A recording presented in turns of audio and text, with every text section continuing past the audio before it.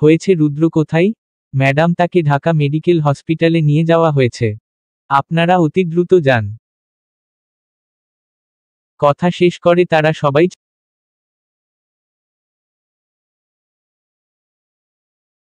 চলে যায়।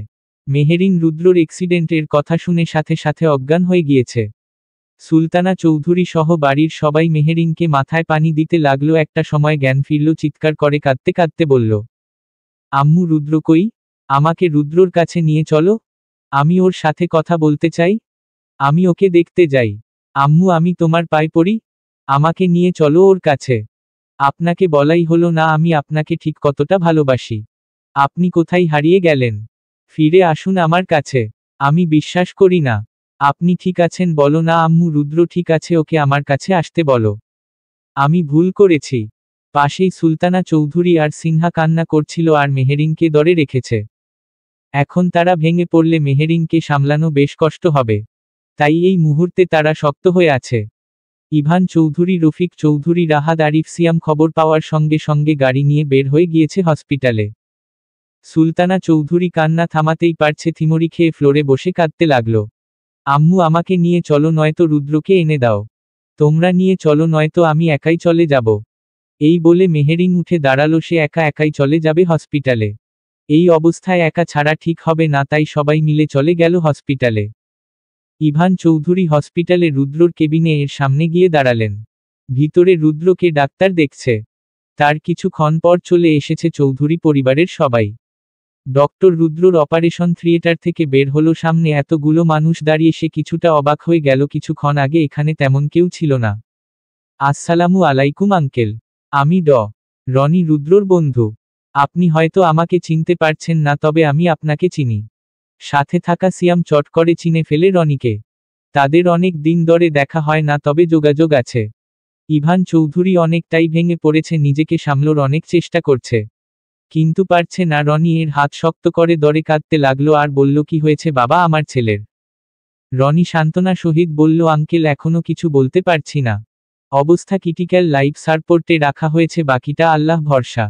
মেহেরিন ডক্টর এর কথা শুনে চিৎকার করতে লাগলো, যে আল্লাহ, যে কোনো উপায়ে আমার স্বামীকে তুমি বাঁচিয়ে দাও, সে পাগল পাই, তার অবস্থায় এখন গুরু থেকে গুরুতর। আমাকে রুদ্রর কাছে নিয়ে চলো। একটা সময় আবার জ্ঞান হারিয়ে ফেলে। মেহেরিনের অবস্থা ভালো না হওয়ায় ডক্টর তাকে একটা ঘুমের ইঞ্জেকশন দেয়। সাথে সাথে ঘুমিয়ে যায় মেহেরিন। তা না হলে তাকে কোনোভাবে শান্ত করা যাবে না। অতিরিক্ত মেন্টাল প্রেসারে শরীরের অনেক সমস্যা হতে পারে। রনি সিয়ামকে আসতে বললেন তার কাছে। সাথে রাহাত, আরিফ ওরাই গেল। রনি বলল, রুদ্রর অবস্থা তেমন ভালো নয়, বাঁচবে কি না বলা যায় না, লাইফ সাপোর্টে রাখার পরও আমরা কোনো আশ্বাস দিতে পারছি না।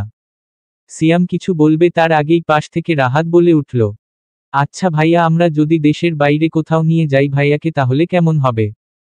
রাহাত ছোট মানুষ, ভাইয়ের প্রতি অতিরিক্ত টেনশনে সে প্রায় পাগল হয়ে গিয়েছে। যেখানে বাঁচার সংখ্যা 1%, সেখানে আমি কি বলবো বুঝতে পারছি না। সিয়াম, হ্যাঁ বল, কানাডা নিয়ে যা, নয়তো লন্ডনে। চিকিৎসার মান বাংলাদেশের থেকে বেস্ট। আমি সাজেস্ট করব কানাডা নিয়ে যা। তুই ডক্টরের সাথে কথা বলে আগে সিউর হ, তারপর আমাদের জানা, আমরা রাতের মধ্যেই রুদ্রকে দেশের বাইরে নিয়ে যাব। ওকে? সিয়াম সরাসরি ইভান চৌধুরীর সাথে কথা বলে কি করব আব্বু, বুঝতে পারছি না। বাবা, আমার মাথায় কোনো কাজ করছে না। যেভাবে হোক আমার ছেলেকে বাঁচাও। সিয়াম ইভান চৌধুরীর হাত শক্ত করে ধরে বলল, চিন্তা করবেন না আব্বু, আমরা যে কোনো একটা উপায় বের করব, যেভাবেই হোক রুদ্রকে বাঁচিয়ে তুলব। সিয়ামের কথাই অনেকটাই স্বস্তি পেল ইভান চৌধুরী। কিছুক্ষণ পর রুদ্রর সমস্ত রিপোর্ট ভালোভাবে চেক করে পাঠিয়ে দিল ডক্টরদের কাছে। সবাই মিলে একসাথে বসে জানালো কানাডাই বেস্ট। তাকে কানাডা পাঠানোর ব্যবস্থা করতে বলুন রনি সিয়াকে বললেন, কানাডা নিয়ে যাওয়ার ব্যবস্থা কর। আমি আমার পরিচিত ডক্টরের সাথে কথা বলে সব বুকিং করে দিয়েছি। তাছাড়া কানাডা নিয়ে গেলেই সব থেকে বেস্ট হবে। ওইখানে আমাদের পরিচিত ডক্টর রয়েছে। পাশে থেকে সিয়াম বলল, কানাডা আমাদের অনেক ডক্টরের সাথে পরিচয় আছে। তাহলে বরং আমরা কানাডায় নিয়ে যাই রুদ্রকে। আরিফ ইমার্জেন্সি ভাবে কয়েকজনের পাসপোর্ট দিয়ে টিকিট কেটে ফেলল। তারা রাতের মধ্যেই বাংলাদেশ ছাড়বে। যে কোনো মূল্যেই হোক রুদ্রকে বাঁচাতে হবে। মেহেরিনের অবস্থাও তেমন ভালো নয়, তাছাড়া তার পাসপোর্টও নেই, এই মুহূর্তে এত কিছু করা সম্ভবও না। মেহেরিনকে সুলতানা চৌধুরী আর সিনহার কাছে রেখে তারা ইমার্জেন্সি করে রুদ্রকে কানাডা নিয়ে যাওয়ার প্রস্তুতি নেই। রনি কানাডায় সবথেকে বেস্ট হসপিটাল বুকিং করে নেই। কানাডায় রাকিব আর লিমন থাকায় তারা আরও তাড়াতাড়ি সবকিছুর ব্যবস্থা করে ফেল। তাদের নিজেদের পার্সোনাল হেলিকপ্টার করে নিয়ে যায় রুদ্রকে কানাডা। মেহেরিনের অবস্থা আরও খারাপ হচ্ছে, দিন দিন জ্ঞান ফিরলেই সে বারবার রুদ্রকে খুঁজতে থাকে। অতিরিক্ত পাগলামি করার জন্য তাকে দিনের বেশিরভাগ সময় ঘুমের ইঞ্জেকশন দিয়ে ঘুম পাড়িয়ে রাখা হয়। প্রায় সপ্তাহ খানিক পর তাকে বাড়িতে পাঠিয়ে দেয়া হয়। ডক্টর বলেছে এখন মেন্টাল চাপ দেয়া যাবে না, সব সময় হাসি খুশি রাখার ব্যবস্থা করতে হবে। এই দিকে কোম্পানির সমস্ত দেখাশোনা করছে রিমা, মাঝে মাঝে সিনহাও যায়। আর রাহাদের কোম্পানি বর্তমানে দেখাশোনা করছেন রফিক চৌধুরী। আরিফ কানাডা বাংলাদেশের সমস্ত কিছুর দেখাশোনা করছে। পাশাপাশি লিমন আর রাকিবও দেখাশোনা করছে। সিয়াম আর রাহাদ 1 মিনিটের জন্য কোথাও যায় না, তারা সব সময় রুদ্রর কাছে থাকে। ডক্টর বলেছে আরও মাসখানিক এখানে ভর্তি থাকতে হবে। কেটে গেল কতগুলো দিন, কেটে গেল কিছু দিন, রাত সময় মাস থমকে গিয়েছে এই চৌধুরী বাড়ির মানুষগুলো। সব ব্যথা একটাই কারণ, রুদ্রর অসুস্থতা। কেটে গিয়েছে দীর্ঘ 1 মাস। ডক্টর বলেছে খুব তাড়াতাড়ি জ্ঞান ফিরার আশা করা যায়। পেশেন্টের জ্ঞান ফিরলে আপনারা যে কোনো সময় বাংলাদেশ নিয়ে যেতে পারবেন। সুলতানা চৌধুরী নিজের হাতে তুলে খাইয়ে দিচ্ছে মেহেরিনকে। এখন সে নিজের খেয়ালটাও ঠিক মতন রাখতে পারে না। তার সব দেখাশোনা সিনহা আর সুলতানা চৌধুরী মিলে করেন। টকটকে ফর্সা মুখখানা কালো ফ্যাকাশে হয়ে গিয়েছে। শরীরের হাড় সব গোলাই দেখা যায়। আগের পরিহিত জামা একটাও লাগে না, গায়ে বেশ শুকিয়েছে। বেশিরভাগ সময় ঘরে শুয়ে থাকে, কারোর সাথে তেমন কথা বলে না। শরীরে জ্বর লেগেই আছে, মাঝে মাঝে কি নিয়ে যেন দুশ্চিন্তা করে। যেই ভাবনার মাঝে জ্ঞান হারিয়ে ফেলে। সুলতানা চৌধুরী বেশিরভাগ সময় মেহেরিনের কাছেই থাকে, তার খেয়াল রাখে। দিন দিন মেহেরিনের অবস্থা আরও খারাপের দিকে যাচ্ছে। এই মুহূর্তে তাকে সুস্থ করার জন্য প্রয়োজন রুদ্রকে। কিন্তু রুদ্র তো আরও অনেক বেশি অসুস্থ। রুদ্রর পার্স আগের তুলনায় অনেকটাই বৃদ্ধি পেয়েছে।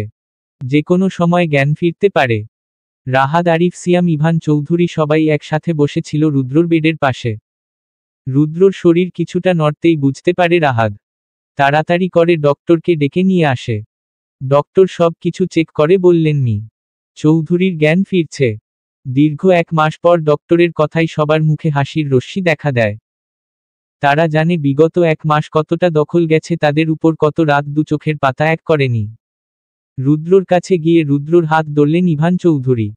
ছেলের একটু একটু করে জ্ঞান ফিরছে তা দেখে সে ভীষণ আনন্দিত। রুদ্র চোখের পাতা পিট পিট করে তাকালো। আবারও চোখের পাতা শক্ত করে বন্ধ করে ফেলল, তার কাছে সবটা ঝাপসা লাগছে। সে এখানে কেন, কি হয়েছে তার? সে নিজের মুখে থাকা অক্সিজেন মাস্ক খুলে ফেলে ইভান চৌধুরীকে জিজ্ঞেস করে, আব্বু আমি এখানে কেন? কি হয়েছে আমার? তোমরা এখানে কি করছো? আমি কোথায়? পাশে থেকে ডক্টর বলল, প্লিজ রিল্যাক্স মি চৌধুরী, আপনার শরীরের অবস্থা তেমন ভালো নয়, একটু রেস্ট নিন, পরে সবার সাথে কথা বলুন। রুদ্র ডক্টরের কথাই কান না দিয়ে আবারও প্রশ্ন করল, আমি এখানে কেন আব্বু? পর মুহূর্তে আরিফকে জিজ্ঞেস করে, বলো আরিফ, কি হয়েছে আমার, বলো। ডক্টর বলেছে কমপক্ষে 30 মিনিট তার সাথে কি হয়েছিল কোনোভাবেই সে মনে করতে পারবে না। তাই আরিফ রুদ্রকে শান্ত করার জন্য বলল, তেমন কিছু নি স্যার, আপনি একটু অসুস্থ ছিলেন তাই এখানে নিয়ে আসা হয়েছে আপনাকে। ফাসলামি করো আমার সাথে? সামান্য অসুস্থ হলে কেউ হসপিটালে আসে, আমি কোথায় এখন? আশেপাশে দেখে তো মনে হচ্ছে না আমি বাংলাদেশে আছি। তাহলে কোথায় আমি? ডক্টর তাড়াতাড়ি করে রুদ্রকে ঘুমের ইঞ্জেকশন দিয়ে দিল। কেবল জ্ঞান ফিরেছে, এখন এত বেশি উত্তেজিত হলে স্ট্রোক করার সম্ভাবনা অনেক বেশি। ডক্টর সবাইকে রুদ্রর কেবিন থেকে বের হয়ে যেতে বললেন। বাইরে এসে ডক্টর বললেন, আপনারা চাইলে আজকে চৌধুরীকে নিয়ে যেতে পারেন। এখানে থাকলে ওনার অতিরিক্ত উত্তেজিত হওয়ার ফলে আরও অসুস্থতা বেড়ে যাবে। আপনারা বরং রনিকে দিয়ে 2 দিন পর পর 1 মাস পরীক্ষা করবেন, আর যে ওষুধগুলো লিখে দিয়েছি সেগুলো ঠিক মতন খাওয়াবেন। কথা শেষ করে ডক্টর চলে গেলেন। ইভান চৌধুরী আরিফকে ডেকে বললেন, আজকেই আমাদের বাংলাদেশ যাওয়ার ব্যবস্থা করো Arif, quick. Okay sir. Rahad আর সিয়াম মিলে সমস্ত রিপোর্টগুলোকে ভালোভাবে দেখে নিল, সব ঠিক আছে না। তারা নিজেদের হেলিকপ্টার করে বাংলাদেশ আসার জন্য প্রস্তুতি নিল। বিকেলের দিকে মেহেরিনের অনেক জ্বর এসেছে। সুলতানা চৌধুরী আর সিনহা মাথায় পানি দিয়ে বিছানায় শুইয়ে রেখেছে। শরীরে জ্বরে তাপমাত্রা অনেক বেশি হওয়ায় শরীর পুড়ে যাচ্ছে। শরীরের দুর্বলতা অনেক বেশি হওয়ায় বারবার মাথা ঘুরে পড়ে যাচ্ছিল। দিন দিন বেশ শুকিয়ে গিয়েছে। সুলতানা চৌধুরীকে আঁকড়ে দরে শুয়ে আছে। মেহেরিনের মাথায় হাত বুলিয়ে দিচ্ছে সুলতানা চৌধুরী। মেডিসিন খাওয়েছে, যদি না কমে তাহলে ঘণ্টা খানেক পর হসপিটালে নিয়ে যেতে হবে। রুদ্রর জ্ঞান ফিরেছে, সবাইকে জানানো হয়েছে। মেহেরিনের জ্বর বেশি হওয়ার ফলে জ্ঞান শূন্য হয়ে আছে বলে কেউ তাকে জানায়নি। রাত 7:30 বাজে, সবাই বসে আছে ড্রয়িং রুমে। রুদ্রর শরীর আগের থেকে অনেকটাই সুস্থ, তবে শরীরের দুর্বলতা অনেক বেশি। সিয়াম আর রাহাত মিলে রুদ্রকে দরে ভেতরে নিয়ে আসে। সুলতানা চৌধুরী ছেলেকে দেখে পরম সুখ অনুভব করল, দুহাতে আঁকড়ে ধরল। বাবা, তুমি ঠিক আছো? পাশে ইভান চৌধুরী বললেন, কি করছো সুলতানা, ওর শরীরের অবস্থা ভালো না। সিয়াম, রাহাত, রুদ্রকে নিয়ে যাও। ইভান চৌধুরীর কথাই রুদ্রকে রুদ্রর রুমে নিয়ে গেল। ঘরের চারপাশে অন্ধকার, আলোর ছিটেফোঁটা নেই। রাহাত আলো জ্বালাতে চাইলে রুদ্র বারণ করে। তোরা যা এখান থেকে, আমি একাই শুয়ে পড়তে পারবো। ভাইয়া, তুমি একা যেতে পারবে না, আমরা বিছানা পর্যন্ত দিয়ে আসি তোমাকে। কোনো প্রয়োজন নেই, তোরা যা এখান থেকে, বেশ উত্তেজিত হয়ে বলল। রুদ্রর কথাই পর পর দুজন বের হয়ে গেল। রুদ্র আরেকটু সামনের দিকে গিয়ে ঘরের লাইট অন করল। দেখতে পেল মেহেরিনের সৌন্দর্য আগের থেকে অনেকটাই কমে গিয়েছে। তার সুন্দর জলজল করা মুখটা কালো ফ্যাকাশে হয়ে গিয়েছে। পাতলা ফেনফেনে শরীরটা শুকিয়ে কাঠ হয়ে গেছে। চুলগুলো এলোমেলো হয়ে পড়ে আছে বিছানার এক পাশে। জামা কিছুটা সরে গিয়েছে, কোমরে পাশে থাকা তিলটা স্পর্শ দেখা যাচ্ছে। পায়ের কাছে থাকা জামাটাও বেশ উপরে উঠে আছে, বেশ ফর্সা হওয়ায় আরো বেশি আকর্ষণীয় লাগছে। রুদ্র মনে মনে আওড়াতে থাকে, প্লিজ ক্যান্টল্ড, রুদ্র তুই এখনো অসুস্থ।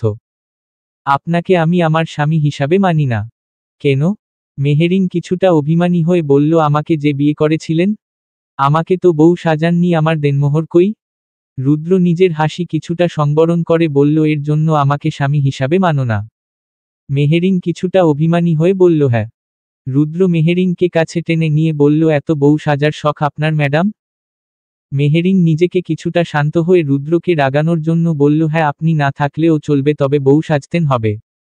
কথা শেষ করে এক ঝটকাই রুমে থেকে পালিয়ে যায়। রুদ্র কিছুটা রাগী রাগী মুখ নিয়ে বলল, শুধু বিয়েটা হতে দাও, তোমার খবর আছে তোমার এক ছুটে পালিয়ে যাওয়া, আমি বের করে দিব।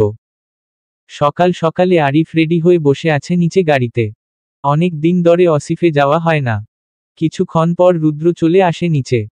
আরিফ গাড়ি ড্রাইভিং করছে। রুদ্র ফোন দেখছে আর আরিফকে জিজ্ঞেস করল, আজকে সব প্রজেক্ট কি ঠিক হয়ে যাবে? জি স্যার। অনেক দিন ধরে অফিসে না যাওয়ার কারণে আমাদের কোম্পানি শেয়ারে কিছুটা লস থাকায় কিছু কোম্পানি আমাদের সাথে লেনদেন করা বন্ধ করে দিয়েছে। রুদ্র কিছুটা শান্ত হয়ে বলল, যাদেরকে আমরা বিপদের সময় আমাদের পাশে না পাই, পরবর্তী সময়ে তাদেরকেও আমাদের কোনো প্রয়োজন নেই। তুমি বরং আগের যত লেনদেন আছে সব ক্লিয়ার করে দাও, আর তাদের টাকা ফিরত দিয়ে দাও। তাদের সাথে আমরা আর কোনো শেয়ারের লেনদেন করব না। আরিফ কিছুটা ভররকে গিয়ে বলল, তাহলে তো স্যার, কোনো এক্সকিউজ শুনতে চাই না আমি আরিফ। যেটা বলেছি কুইক তাড়াতাড়ি করো। Okay sir. গাড়ি চলছে নিজ গতিতে অফিসের উদ্দেশ্য। রুদ্র কিছু দূর যাওয়ার পর প্রশ্ন করল আরিফকে, রিমা কোথায়? আরিফ কিছুটা ভয় পেয়ে গেল হঠাৎ করে। রুদ্র স্যার কেন তাকে রিমার কথা জিজ্ঞেস করছে? তাহলে কি সেদিন রেস্টুরেন্টের কথা জানতে পেয়ে গেল? রুদ্র বের আবারও জিজ্ঞেস করল, রিমা কোথায়? আরিফ কিছুটা আওড়াতে আওড়াতে বলল, জানি না তো স্যার আমি। রুদ্র আর কিছু বলল না। গাড়ি সোজা অফিসের সামনে গিয়ে দাঁড় করালো আরিফ। রুদ্র গাড়ি থেকে নেমে নিজ অফিস রুমে চলে গেল। আরিফ গাড়ি সাইড করে রেখে উপরে আসলো। মেহেরিনের অসুস্থতার জন্য তাকে রুদ্র এবং পরিবারের সবাই অফিসে আসতে দেয়নি। রুদ্রকে ও অনেক নিষেধ করেছিল, কিন্তু সে শোনেনি। আজকের সমস্ত প্রজেক্ট নিয়ে কথা বলবে রুদ্র। তার অবতরমানে কোথায় কি হয়েছে সব চেক করবে, সাথে আরিফও থাকবে। মেহেরিন নিজের সব জামা কাপড় বের করে ফেলেছে। তার শাশুড়ি সুলতানা চৌধুরীকে ডাকছে, আম্মু কোথায় তুমি? সুলতানা চৌধুরী উপরে আসেন মেহেরিনের ডাক শুনে। আমার জামা কাপড় কই? এইগুলা কার? একটা জামাও আমার শরীরে ঠিকভাবে লাগে না। কি করছে তোমরা? কাকে দান করে দিয়েছ বলো? সুলতানা চৌধুরীর সাথে সিনহাও এসেছে। মেহেরিনের কথা শুনে দুজন হাসতে হাসতে ফ্লোরে বসে পড়ে। মেহেরিন কিছুটা অভিমানী হয়ে বলল, আমি এতটা শুকিয়ে গিয়েছি আম্মু? ভাবি তোমাকে কিন্তু দেখতে সেই লাগছে। হাংডি মাংস ছাড়া ভাবি আমাদের।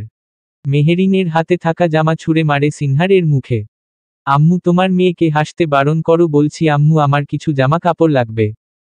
সুলতানা চৌধুরী বললেন, তুমি বিকেলে রুদ্রকে সাথে নিয়ে শপিং যাও। মেহেরিন কিছুটা রেগে গিয়ে বলল, অসম্ভব, আমি কখনোই তোমার ছেলের সাথে শপিংয়ে যাব না। কেন? আমি বলেছিলাম একটা শাড়ি কিনে দিতে, আমাকে 180টা শাড়ি কিনে দিয়েছিল। আমি ওনার সাথে যাব না আম্মু। দুপুর ঘরিয়ে বিকেল, মেহেরিন ছাদে গাছে পানি দিচ্ছে। সাথে সিনহা আর মনি বসে গল্প করছে। মনি মেহেরিনকে জিজ্ঞেস করল, ভাবি শিমু আপুরা কখন আসবে? মনে হয় রাত হবে আসতে, বলল সিনহা। রুদ্র উপরে ছাদে গিয়ে মেহেরিনের পাশ গেছে দাঁড়ালো। মেহেরিন খেয়াল করেনি রুদ্রকে দেখে সিনহা আর মনি নিচে চলে আসলো। মেহেরিনের হাতে থাকা পানির পাইপটা ফেলে দিয়ে বলল, চলো। কোথায় যাব?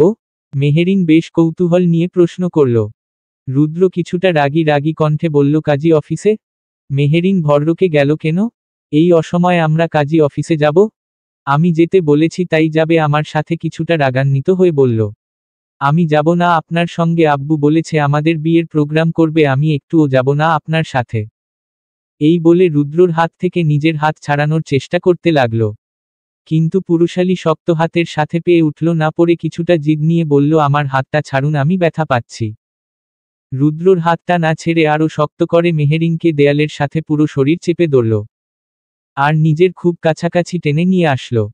মেহেরিন নিজের চোখ মুখ বন্ধ করে নিল আর মনে মনে বলতে লাগল, আল্লাহ প্লিজ বাঁচিয়ে নাও আমাকে এই অসভ্য লোকটার হাত থেকে। তাকাও আমার দিকে, বেশ রেগে গিয়ে বলল রুদ্র। মেহেরিন পিটপিট করে তাকালো। যাবে কি না বলো, তা না হলে আমি কিন্তু। রুদ্রর কথা শেষ হওয়ার আগেই রুদ্র ফোনে কল করে আরিফ। ফোন করার সময় পেলি না শালা, আমার পার্সোনাল মোমেন্টে কল করা লাগে। রুদ্র এক হাতে মেহেরিনকে শক্ত করে ধরে রেখেছে, অন্য হাতে কল রিসিভ করল। তুমি অপেক্ষা করো, আমি আসতেছি, কথা শেষ করে কল কেটে দিল রুদ্র। আরিফ আরও 20 মিনিট আগে থেকে অপেক্ষা করছে নিচে গাড়িতে। রুদ্র মেহেরিনকে শান্ত মেজাজে বলল, যাও বউ প্লিজ রেডি হয়ে নিচে আসো, অপেক্ষা করছে সবাই আমাদের জন্য। রুদ্রর শান্ত মেজাজের কথা শুনে মেহেরিন আর জিদ না দেখালো না, বরং অভিমানী হয়ে বলল, আমার কোনো জামা নেই, সব ডিলে ঢালা হয়ে গেছে। আমি কি পরব?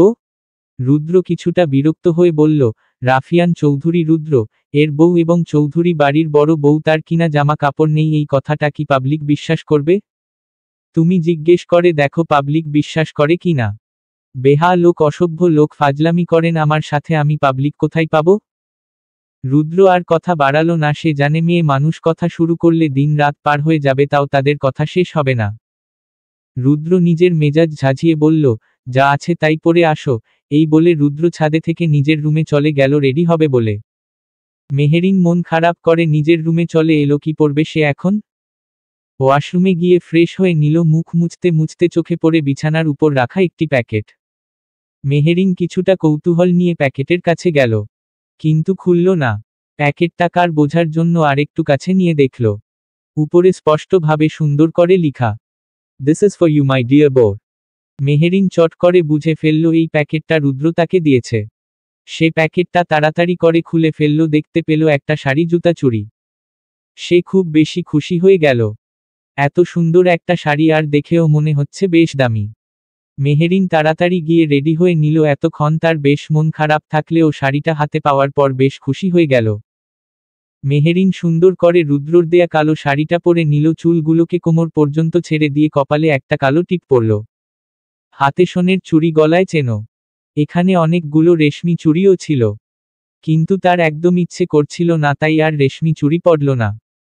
সিনহা একটা বেগুনি রঙের শাড়ি পরে নিয়েছে। সিয়াম রেডি হচ্ছে নিজের রুমে। সিনহা মেহেরিনকে ডাকতে এসেছে। সিনহাকে শাড়ি পরে আসতে দেখে মেহেরিন জিজ্ঞেস করল, তুমি কোথায় যাবে সিনহা? আপনাদের সাথে। ভাইয়া যে বলল সিয়াম আর আমাকে রেডি হয়ে আসতে, নিচে আরিফ ভাইয়া অপেক্ষা করছে। মেহেরিন কিছুটা স্বস্তির নিঃশ্বাস নিল, যাক ভালোই হয়েছে, সিনহা সাথে থাকলে অনেকটাই ভালো হবে। আচ্ছা ভাবি, আমরা কোথায় যাচ্ছি? সিয়ামও তো কিছু বলল না আমাকে, তুমি কি কিছু জানো? আসলে আমরা কাজী পাশের রুম থেকে সিয়াম ডাকছে সিনহাকে। সিনহা মেহেরিন এর কথা শেষ হওয়ার আগে চলে যায় রুমে। আমার ঘড়িটা কই রেখেছে? আপনি চোখ থাকতেও অন্ধ হয়ে গেলেন। এই যে বিছানার উপর আপনার ঘড়ি। ম্যাডাম, বিয়ের পর সব বিবাহিত পুরুষরা চোখ থাকতে অন্ধ বোবা কালা হয়ে যায়, কিছুটা মুচকি মুচকি হেসে বলল। সিনহা কিছুটা রেগে গিয়ে বলল, মানে? রুদ্র রেডি হয়ে রুমে থেকে বের হয়েছে, সাথে মেহেরিন ও সামনে বের হতেই চোখাচোখি হয় দুজনের। রুদ্র কালো শার্ট, কালো প্যান্ট, একটা সানগ্লাস, কালো জুতা, ঘড়ি পরেছে। চুলগুলোকে স্ট্রেট করে রেখেছে। রুদ্রকে দেখে মেহেরিন চোখ ফেরাতে পারছে না। দেখতে ঠিক কতটা সুন্দর লাগছে তা হয়তো বলে বোঝানো সম্ভব নয়। এই সুদর্শন সুন্দর পুরুষটি শুধুই তার। রুদ্র মেহেরিন এর দিকে তাকিয়ে অসহায় শুয়ে বলল, বাসর বাসর ফিল পাচ্ছ বউ? বেহা লোক, অসভ্য লোক, বাজে কথা বলবেন না। রুদ্র মেহেরিনকে আরেকটু জ্বালানোর জন্য বলল, আজকে শুধু বলছি বিয়েটা হতে দাও, তারপর না হয় দেখো কি করি তোমার। মেহেরিন ডুব গিলে ঠাই বলল, মানে? এখন তোমাকে মানেটা বুঝানোর জন্য আবার না আমার তোমাকে কোলে করে রুমে নিয়ে যেতে হয়। মেহেরিন বেশ বিরক্ত হলো আর রুদ্রকে বলল, বিয়েই তো করতে যাচ্ছি, তাহলে কি খুব দরকার এত তাড়াতাড়ি করার? তাছাড়া অপেক্ষার ফল সব সময় মিষ্টি হয়, তাই না চৌধুরী সাহেব? এত দিনে একটা মনের মতন কথা বললে বউ আগে ভালো করে বিয়েটা করে নেই, তারপর না হয় বাসরটা করব মনের মতন করে বাসায় ফিরে। রুদ্র মেহেরিন এর তুলনায় বেশ খাটো। যেখানে রুদ্রর হাইট 6 ফিট সেখানে মেহেরিন এর 5'6". রুদ্র শাড়ির সাথে হিল জুতাও পাঠিয়ে দিয়েছিল। সেই জুতা পরে মেহেরিন এর হাঁটতে বেশ সমস্যা হচ্ছে। তাই রুদ্র মেহেরিন এর হাত ধরে রেখেছে। সবাই মিলে গিয়ে বসল গাড়িতে। আরিফ গাড়ি ড্রাইভ করছিল। পেছনে সিয়াম, রুদ্র, মেহেরিন, সিনহা বসে আছে। আরিফেও দেখতে বেশ সুন্দর লাগছে। আরিফ দেখতেও বেশ ফর্সা সুন্দর। সাথে সুশীল। আর চৌধুরী বাড়ির সবার বিশ্বসত্য। চৌধুরী বাড়িতে চলে এসেছে লন্ডন থেকে আয়েশা চৌধুরী ও তার পরিবার। তারা এসেছে বেশ কিছুক্ষণ আগে। ফ্রেশ হয়ে আয়েশা চৌধুরী বসে আছে সবার সাথে ড্রয়িং রুমে। শিমু গিয়ে বসেছে মনির রুমে। বাড়িতে আসার পর থেকে রাহাতকে দেখেনি শিমু। তাই মনিকে জিজ্ঞেস করল, শিমু, তোমার ভাইয়া কোথায়? তুমি কি জানো মনি? ভাইয়া রুমেই আছে। অফিস থেকে এসেছে কিছুক্ষণ আগে। হয়তো রেস্ট নিচ্ছে। আচ্ছা মনি, তোমার কি ভাইয়া জানে আজকে আমরা আসবো তোমাদের বাড়িতে? আমি তো জানি না আপু, ভাইয়াকে ডেকে দিব এখানে। আরে না, ডাকতে হবে না, আমি যাচ্ছি। এই বলে শিমু মনির রুম থেকে বের হয়ে গেল আর ভাবল, সেদিনের কথা রাহাতকে ভাইয়া বলে রাগানোটা হয়তো আমার ঠিক হয়নি। হয়তো রাহাত জানে আমরা এসেছি, অভিমান করে আসেনি আমার সাথে দেখা করতে। ভাবনা থেকে বের হয়ে চলে আসলো রাহাদের রুমের সামনে। দরজায় নক করল। আসবো? হ্যাঁ আই। শিমু নিজেই ফের অভিমান নিয়ে বলল, আমি কখন এসেছি জানেন কি? আপনি আমার সাথে দেখা করতে কেন যাননি? নিজের হবু বউকে ভুলে গিয়েছেন। রাহাত কিছুটা বেঁকে হেসে বলল, হবু বউটাকে আমি ভুলে গেলেন? আমাকে মায় 5 দিন কথা হয়নি তাই? আমার কোনো হবু বউ নেই, তুই আমার খালাতো বোন, আমাকে না বারবার ভাইয়া ডাকিস। আমি তোকে না অন্য কাউকে বিয়ে করব যে কখনো আমাকে ভুল করে ও ভাইয়া ডাকবে না।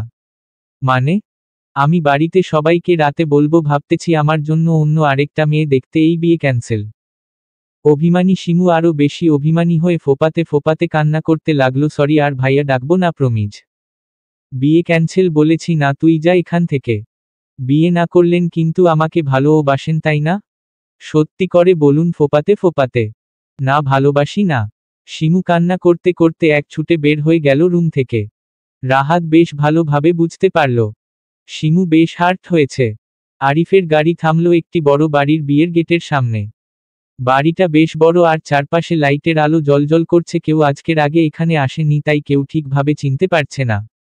মেহেরিন চট করে প্রশ্ন করল, রুদ্রকে, কোথায় এসেছি আমরা? এটা কি কাজী অফিস নাকি বিয়ে বাড়ি? কেন, এই বাড়ি দেখে কি তোমার কাজী অফিস মনে হচ্ছে? বিয়ে বাড়ি তুমি কি বুঝতে পারছো না? কার বিয়ে? মেহেরিনের মতন সবাইরই বেশ কৌতূহল, সবাই আগ্রহ নিয়ে বসে আছে ওরের জন্য। বাড়িতে গিয়ে নিজের ফোনটা ভাবে চেক করবা? আমরা সবাই রিমার বিয়েতে এসেছি। মানে? ঠিক কতটা দূরে চলে যাবেন আরিফ সাহেব? রিমার কথাই আরিফ পেছনে ফিরে তাকাই। অনেকটা আতঙ্কে টুকরে উঠল আরিফ। রিমা আরিফের সামনে এসে দাঁড়িয়ে বলল, সত্যিই চলে যাবেন আরিফ সাহেব? আরিফ অনেকটা ভয়ে জোরসর হয়ে আছে। আপনি এখানে কেন মিস রিমা? আপনি এখান কেন? আপনি এখান থেকে যান, কেউ যদি দেখে আপনাকে তাহলে আপনার কলঙ্ক হবে। আমি চাই না আমার জন্য আপনার কোনো কলঙ্ক হোক। রিমা নিজের কান্না সংবরণ করার ব্যর্থ চেষ্টা করল আর খুব আকুতি করে বলল, আমাকে নিয়ে চলুন আরিফ সাহেব। আমি আপনার হয়ে থাকতে চাই। আরিফ বেশ অবাক হয়ে বলল, কি বলছেন এইসব, আজকে আপনার বিয়ে? আপনি তো আমাকে ভালোইবাসেন না। রুদ্র মেহেরিন সিয়াম সিনহা ওদের পার্সোনাল মোমেন্টে থাকতে চাই না বলে ওদের থেকে বেশ দূরত্ব নিয়ে দূরে সরে গেল। রিমা আরিফকে মিনতি করে বলল, আমি আপনাকে ভালোবেসে ফেলেছি। আমি আপনাকে ভুলতে পারছি না। আমি না চাইতেও বারবার আপনাকে মনে করে ফেলি, সারাক্ষণ আপনাকে জড়িয়েই আমার সব ভাবনা। যার সাথে আমার 3 বছরের সম্পর্ক জড়িয়ে আছে, তাকে আমি এই আজ পর্যন্ত ঠিকভাবে ভালোবাসতে পারিনি।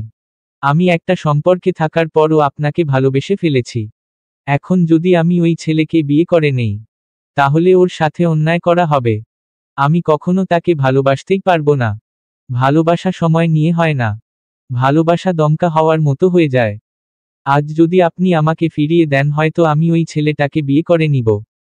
বাবার সম্মান এর কথা চিন্তা ভাবনা করে। তবে আপনাকে কখনোই ভুলতে পারবো না। টু করে কেঁদে উঠল রিমা। প্লিজ আমাকে নিয়ে চলুন আরিফ সাহেব। আরিফের কাছে সব কিছু স্বপ্নের মতন লাগছে। যাকে সে হৃদয়ের সবটুকু দিয়ে ভালোবেসেছে, তাকে না করার মতন দুঃসাহস হয়তো সে দেখাবে না। আরিফ কিছুটা কৌতূহল নিয়ে প্রশ্ন করল, সেদিন রেস্টুরেন্টে আমাকে ফিরিয়ে দিলেন কেন? আর সেদিন রাতে কল কেন করেছিলেন? রিনা জানতো আরিফ ঠিক এই মুহূর্তে এই প্রশ্নটাই তাকে করবে, তাই সে ওর রেডি করে রেখেছিল। চোখের কোণে জমে থাকা পানি মুছতে মুছতে বলল, আমি সেদিন আপনাকে না করেছিলাম। আমি চেয়েছিলাম আপনাকে ভুলে যেতে, কিন্তু আমি ব্যর্থ। আমি আপনাকে ভুলতে পারিনি। তাই আপনাকে আমার ভালোবাসা জানানোর জন্য কল করেছিলাম। কিন্তু আপনি তো আমাকে ভুল বুঝে নাম্বারটাও ব্লক করে দিয়েছিলেন। আরিফ রিমার হাত ধরে বলল, আপনি কি ভেবেই এই সিদ্ধান্ত নিয়েছেন মিস রিমা? রিমা সাথে সাথে জবাব দিয়ে দেয়, হ্যাঁ আরিফ সাহেব, আমি ভেবেই নিয়েছি। আমাকে নিয়ে চলুন এখান থেকে। আরিফ রিমার হাত ধরে নিয়েছে চলে আসবে বলে। ঠিক তখনই রিমার বাবা আওলাদ হোসেন রিমাকে খুঁজতে খুঁজতে চলে আসেন তাদের কাছে। রিমার হাত অন্য একটা পর পুরুষ ধরে রেখেছে, তাও আজ মেয়ের বিয়ের দিন। এই বিষয়টা মেয়ের বাবার জন্য কতটা লজ্জাজনক ভাষায় প্রকাশ করে বলে বোঝানো যাবে না। তার আত্মসম্মানের উপর ঠিক কতটা প্রভাব ফেলবে, যা রিমা নিজেও তো খুব ভালোভাবে বুঝতে পারছে। রিমার বাবা আওলাদ হোসেন বেশ উত্তেজিত হয়ে বললেন, এই ছেলেকে তুমি? আমার মেয়ের হাত ছাড়ো। আরিফ কোনো কথা না বলে রিমার হাতটা আরো শক্ত করে ধরল। রিমা অনেকটা ভয় পেয়ে আরিফ পেছনে গিয়ে লুকালো। সে জানে তার বাবা তাকে যতটা ভালোবাসতে পারে ঠিক ততটা দূরে সরিয়ে দিতেও পারবে। কিন্তু সেটা তো রিমা চাই না। তার বাবা নিহানকে নয় আরিফকে মেনে নিক, তাহলে তার মেয়ে সারা জীবন ভালো থাকবে। রিমার বাবার উত্তেজিত হওয়া খড়গস কণ্ঠে কথা বলা পৌঁছে যায় রুদ্রর কানে। সাথে আশেপাশে যেসব আত্মীয় স্বজনরা এসেছিল পৌঁছে যায় সবার কানে। লোকে কানাকানি করছে, বিয়ের দিন একটা ছেলের হাত ধরে দাঁড়িয়ে থাকা নিশ্চয়ই কোনো ভালো মেয়ের কাজ নয়। মনে হয় তার চরিত্রে সমস্যা আছে। রিমার বাবা খুব কাছে থেকেই বলল, একটা লোক রিমার বাবা স্পষ্ট শুনতে পেল। তার নিজের প্রতি ঘৃণা হলো বেশ। শেষে কিনা তার পরিবারের মেয়ের দিকে আঙুল দিয়ে কথা বলছে। ইচ্ছে করছে এই মুহূর্তে নিজেকে শেষ করে দিতে। রিমার বাবা আরও বেশ শক্তপোক্ত হয়ে জিজ্ঞেস করলেন, এই ছেলেকে তুমি? সমস্যা কি তোমার? আমার মেয়ের হাত ছাড়ো। রিমা ভয়ে টুকরে কেঁদে উঠল, সে তো এত সমস্যা বাঁধাতে চায়নি। সে চুপচাপ আরিফের হাত ধরে চলে যেত। রিমার হাতটা আরিফের হাত থেকে ছাড়িয়ে রিমাকে পর পর 2টা থাপ্পড় মারে রিমার বাবা। রিমার বাবা ভীষণভাবে ভেঙে পড়ে আর আর্তনাদ করে কেঁদে কেঁদে বলল, আমি এই শিক্ষা দিয়ে বড় করিনি তোকে। তুই আমার জীবনের সব অর্জন করা সম্মান এক নিমিষেই শেষ করে দিলি। তোকে আমি দুহাতে আগলে এত বড় করেছি। আমার জীবনের সব কিছু বিসর্জন দিয়েছি শুধু তোর জন্য। তোর বাবাও আমি ছিলাম, মাও আমি ছিলাম। তুই ভালো থাকবি বলে আমি নিহানের সাথে তোর বিয়ে ঠিক করেছিলাম। তুই একটি বার আমাকে জানাতি এই বিয়ে তুই করবি না, আমি নিজেই ভেঙে দিতাম। কিন্তু তুই তো একটি বারও আমাকে জানালি না মা। আমি কি খুবই খারাপ রে মা? আমার সম্মানটা কেন নষ্ট করলি? রিমা তার বাবার পায়ে পড়ে কান্না করতে করতে বলল, আমাকে ক্ষমা করো আম্মু। আমি ভুল করে ফেলছি। প্লিজ তুমি দয়া করে কান্না করো না। আমাকে একটু বুঝো। অতিরিক্ত চেঁচামেচিতে নিহান সহ তার পরিবারের সবাই এখানে সবকিছু দেখল।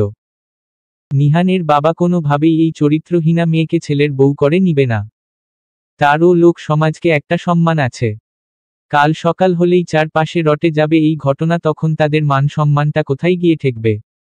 নিহানের বাবার সাথে ঘুর আপই জানায় নিহানের পরিবারের সবাই। এই মেয়েকে তারা কোনোভাবে নিজের ছেলের বউ করে নিবে না। নিহান বেশ দূরে দাঁড়িয়ে আছে। তার হৃদয় ভেঙে চুরমার হয়ে গিয়েছে। সে তো এই দিনটার জন্য অপেক্ষা করেনি। সে তো এসেছিল রিমাকে লাল টুকটুকে বউ সাজিয়ে ঘরে তুলে নেয়ার জন্য। তাহলে কেন আজ এমন করল রিমা? এত দিনের সম্পর্ক, তবুও সে তার ভালোবাসা অনুভব করাতে ব্যর্থ।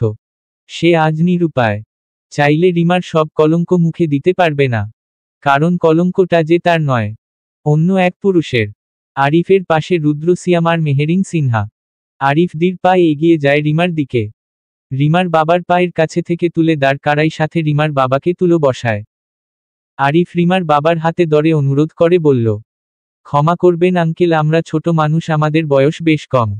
আমরা ভুল করব, এটাই স্বাভাবিক। আপনারা আমাদের ভুলগুলোকে শুধরে দিয়ে দয়া আমাদেরকে বুঝিয়ে দিবেন। আমি আপনার মেয়েকে খুব ভালোবাসি। আমার মনে হয় সেও আমাকে ভালোবাসে।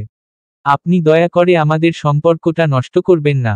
আমি কখনোই চাইনি আমার জন্য আপনাদের সম্মান নষ্ট হোক। আমাকে জড়িয়ে রিমার কোনো কলঙ্ক হয় না, চাইতেও হয়ে গেছে মিস। রিমার যে কলঙ্ক আমাকে জড়িয়ে করা হয়েছে তা আমি আমার নিজের নামে করে নিতে চাই। আমাকে ফিরিয়ে দিবেন না প্লিজ আব্বু। আপনার মেয়ে আমাকে দিয়ে দিন। আমি অনেক ভালো রাখবো মিস। রিমাকে আরিফ কথা শেষ করে রিমা বাবার পায়ে পড়তে চাইলেই রিমার বাবা হাত দিয়ে ধরে ফেলে আর বললেন, তুমি আমার ছেলের মতন, তোমার জায়গা আমার বুকে পায়ে নয়। আমি সারা জীবন চাই আমার মেয়ে ভালো থাকুক। তার জন্য আমি আমার সম্মান হাজার বাবা বিসর্জন দিতেও রাজি আছি। রিমার সামনে আসে নিহান। রিমা কিছুটা ভররকে গিয়ে বলল, আমাকে ক্ষমা করবেন নিহান। আমি না চাইতেও আপনার সাথে অন্যায় করে ফেলেছি। আপনার বিশ্বাসের যোগ্য আমি নয়। যদি কখনো পারেন তবে বিশেষভাবে অনুরোধ করব আপনাকে আমাকে ক্ষমা করে দিবেন আর ভুলে যাবেন আমাকে। নিহান কিছুটা হেসে হেসে বলল, ভুলতে কখনোই পারবো না আপনাকে। আপনি আমার প্রথম না পাওয়া ভালোবাসা, যাকে আমি একটু একটু করে পাগলের মতন ভালোবেসেছিলাম। আপনি বলার আগেই আমি আপনাকে ক্ষমা করে দিয়েছি। আপনি হয়তো সঠিক সিদ্ধান্ত নিয়েছেন রিমা। আজকে যদি আমাদের বিয়ে হয়ে যেত তাহলে আমাদের 3টা জীবনই নষ্ট হয়ে যেত। আপনাকে অনেকটাই ধন্যবাদ এতগুলো জীবন নষ্ট না করার জন্য। সবাই তো ভালোবাসা না পেলে ভিলেন হয়ে যায়, কিন্তু আমি আমাদের এই সম্পর্কে কখনোই ভিলেন হব না। আপনাকে আমি অন্ততকাল ভালোবেসে যাব, আপনি কখনো বুঝতেই পারবেন না। নিহান আরিফের হাত ধরে অনুরোধ করে বলল, প্লিজ আরিফ, রিমাকে ভালো রাখবেন। সে আমার না পাওয়া ভালোবাসা। তবে আপনি অনেক লাকি, রিমার মতো একটা মেয়েকে পেয়েছেন, জীবনসঙ্গী হিসাবে পেয়েছেন। আমার জীবনে না পাওয়া বলতে আমি শুধু রিমাকেই পেলাম না। এই আফসোসটা হয়তো আমাকে সারা জীবন কুরে কুরে খাবে। তবে দোয়া করি ভালো থাকেন। আপনাদেরকে নতুন জীবনের শুভেচ্ছা। এই বলে নিহান তার পরিবারের সবাইকে বলল, চলো এবার বাড়িতে চলে যায়, আমি এক শূন্যতা আর এক অপূর্ণতা নিয়ে যাচ্ছি আমার সাথে করে। আরিফ রিমা সহ পরপর সবাই বেশ খুশি হয় রিমার বাবার আর নিহানের কথা শুনে। তবে ফেকাসে হয়ে যায় নিহানের বাবার মুখটা। রিমার বাবা আওলাদ হোসেনকে উদ্দেশ্য করে বললেন, আপনি এটা ঠিক করলেন না আওলাদ হোসেন, বেইমানি করলেন আমাদের সাথে। আমার ছেলের দুর্বলতার সুযোগ নিলেন আপনারা। আপনার কলঙ্কিত মেয়ের সাথে আমার ছেলেকে ঝুলিয়ে দিতে চেয়েছিলেন। আপনার পরিবার যেমন নষ্ট ঠিক তেমনি আপনার মেয়েও। আরিফ নিজের হাত মুষ্টিবদ্ধ করে রেখেছে। আরিফ নিহানের বাবার কাছে যাওয়া আগেই সিয়াম আরিফের হাতটা ধরে ফেলল। আরিফের রেগে যাওয়ার কারণটা বুঝতে পেরে, প্লিজ রিল্যাক্স হও আরিফ, রিমার বাবা যাচ্ছে তো, এই মুহূর্তে তুমি ওনার শরীরে হাত তুললে সমাজের চোখে তুমি আরো দৃষ্টিকটুর হয়ে যাবে। এখন এটা করা ঠিক হবে না আরিফ, তুমি শান্ত হয়। রিমার বাবার কঠিন ওর যা সবাইকে বেশ নাড়িয়ে দিয়েছিল। আপনি ঠিক যতটা সম্মানিত একজন মানুষ, আমিও ঠিক ততটাই সম্মানিত সবার কাছে। আপনি ভুলে যাচ্ছে কেন? আপনি আমার মেয়ের সম্মান নিয়ে কথা বললে আমি নিশ্চয় একজন বাবা হয়ে মেনে নিব না। আমাকে পরবর্তী পদক্ষেপ নিতে বাধ্য করবেন না। নিজের সম্মান বাঁচাতে চাইলে এই মুহূর্তে বের হয়ে যান আমার বাড়িতে থেকে। আপনি আমাদের এত দিনের একটা সম্পর্ক নষ্ট করছেন আওলাদ হোসেন, সামান্য এই ছেলের জন্য। ওই ছেলেকে পুলিশের কাছে দড়িয়ে দিন। আমি আমার ছেলের জন্য আপনার এই মেয়েকে নিব। আওলাদ হোসেন বললেন, আপনি সম্পর্কের কথা বলছেন? আপনার মতন ছোট লোকের সাথে আমি আর কোনো সম্পর্ক করতেই ইচ্ছুক নয়। যে আমার মেয়ের চরিত্রের দিকে কথা বলে তার সাথে আমি কোনো সম্পর্ক করব না, আপনারা আসতে পারেন। নিহান বারবার তার বাবাকে বলছে চলো এখান থেকে আমরা চলে যাই। কিন্তু নিহানের বাবা নিজের ছেলের এই অসহায় ভালোবাসা দেখে সহ্য করতে পারছে না। নিহানকে যে তার পরিবারের সবাই বড্ড বেশি ভালোবাসে। নিহান একটা সময় তার পরিবারের সবাইকে নিয়ে চলে যায় নিজের বাড়িতে। আরিফ রিমার বাবা কাছে গিয়ে খুব করে অনুরোধ করে বলল, প্লিজ আম্মু রিমাকে আমায় দিয়ে দিন। রিমার বাবা সরাসরি কাজী ডেকে আননেল তাদের এই মুহূর্তে বিয়ে দিয়ে দিবে। তাতে কারোর কোনো সমস্যা নেই। রিমা, আরিফ আরও আত্মীয় স্বজনরা সবাই বেশ খুশি হলেন রিমার বাবা এমন সিদ্ধান্তে। সমাজের চোখে রিমার বাবার সম্মানটা কমে যাওয়ার বদলে উল্টো হাজার গুণ বেড়ে গেল। তার বিচক্ষণ বুদ্ধিতে সবাই আনন্দিত। তার কাছে আগে তার মেয়ে পড়ে সমাজ। সে সবার আগে নিজের মেয়েকে সুখী দেখতে চাই। যেখানে সে ভালো থাকবে সেখানেই থাকুক। বিয়ের স্টেজে আরিফকে বর সাজিয়ে বসানো হলো। এর মধ্যে মেহেরিন রুদ্রর হাত টেনে নিয়ে গেল বাইরে। মেহেরিন বেশ রেগে আছে। তাকে আগে কেন জানায়নি আর মিথ্যা কথা বলে কেন এখানে নিয়ে এসেছে। রিমার বিয়ের কথা জানলে সে তো এমনিতেই আসতো। রুদ্র কিছুটা মেজাজ হারিয়ে বলল, এই মেয়ে, কোথায় যাচ্ছ আমাকে নিয়ে? কাজী অফিসে। বিয়ের ভরপুর আয়োজনে সবাইকে বেশ আনন্দ করতে দেখা যাচ্ছে। কাজী সাহেব রিমা আরিফের বিয়েটা পড়ালেন। সবাই তাদেরকে নতুন বিয়ের শুভেচ্ছা জানালো অতি আনন্দিত হয়ে। বিয়েতে সবাই বেশ খুশি। এত জটিলতার মাঝে যে বিয়েটা ঠিকভাবে সম্পূর্ণ হলো, তাই জন্য শুকরিয়া। রিমা পরিবারের একমাত্র মেয়ে। তার বাড়িতে সে আর তার বাবা ছাড়া কেউ থাকে না। আজকে রিমা চলে যাবে তার বাবাকে একা করে রেখে। মেয়েদের জীবনটাই তো এমন, চাইলেও সারা জীবন বাবা মায়ের কাছে থাকা যায় না। আজকে রিমা চলে গেলে এই পুরো বাড়িটা খালি হয়ে যাবে। রুদ্র আর মেহেরিন কথা বলছিল তখন সিয়াম আর সিনহা ওদের কাছে যায় আরিফের বিষয়ে কথা বলতে। আরিফের পরিবার যেহেতু গ্রামে থাকে আর এখান থেকে বেশ দূরে, তাই তারা কোনোভাবেই চায় না আজকের মতন একটা স্পেশাল দিন তাদের জীবন থেকে কোনোভাবে নষ্ট হয়ে যাক। তাই সিয়াম বলল, আমার মনে হয় আরিফকে আমাদের সাথে চৌধুরী বাড়িতে নিয়ে যাওয়া উচিত। রিমা আর আরিফ যেহেতু একই কোম্পানিতে চাকরি করে, ওরা বরং আমাদের সাথে চৌধুরী বাড়িতে থাকুক। রুদ্র সম্মতি দিল, তার কোনো সমস্যা নেই আরিফ তাদের সাথে থাকলে। মেহেরিন ড্যাব ড্যাব করে তাকিয়ে আছে রুদ্রর দিকে, মনে হচ্ছে চোখ দিয়ে বস্ত্র করে দিবে। তাকে মিথ্যা কথা বলার মজা বাড়িতে গেলেই বুঝাবে। রুদ্র সহজ সরল যুক্তি, কি হলো, ভেতরে চলো। রুদ্র আগে আগে গিয়ে প্রবেশ করল বাড়ির ভেতরে। রিমার বিয়ের সব রিচুয়াল ঠিক মতন পালন করে তুলে দেয়া হয় গাড়িতে। আসার সময় গাড়ি আরিফ ড্রাইভ করলে এখন ড্রাইভ করছে রুদ্র, পাশেই বসে আছে মেহেরিন। আরিফ, রিমা, সিনহা, সিয়াম বসেছে পেছনে। রুদ্র গাড়িতে গান ছেড়ে দিয়েছে। গানের লাইনের সাথে মিলিয়ে গান গাইছে রুদ্র সিয়াম। তারা বরাবরই এমন করে। রিমা লজ্জায় লাল হয়ে বসে আছে গাড়িতে। আরিফ একটু পর পর তাকিয়ে দেখছে তার রিমাকে।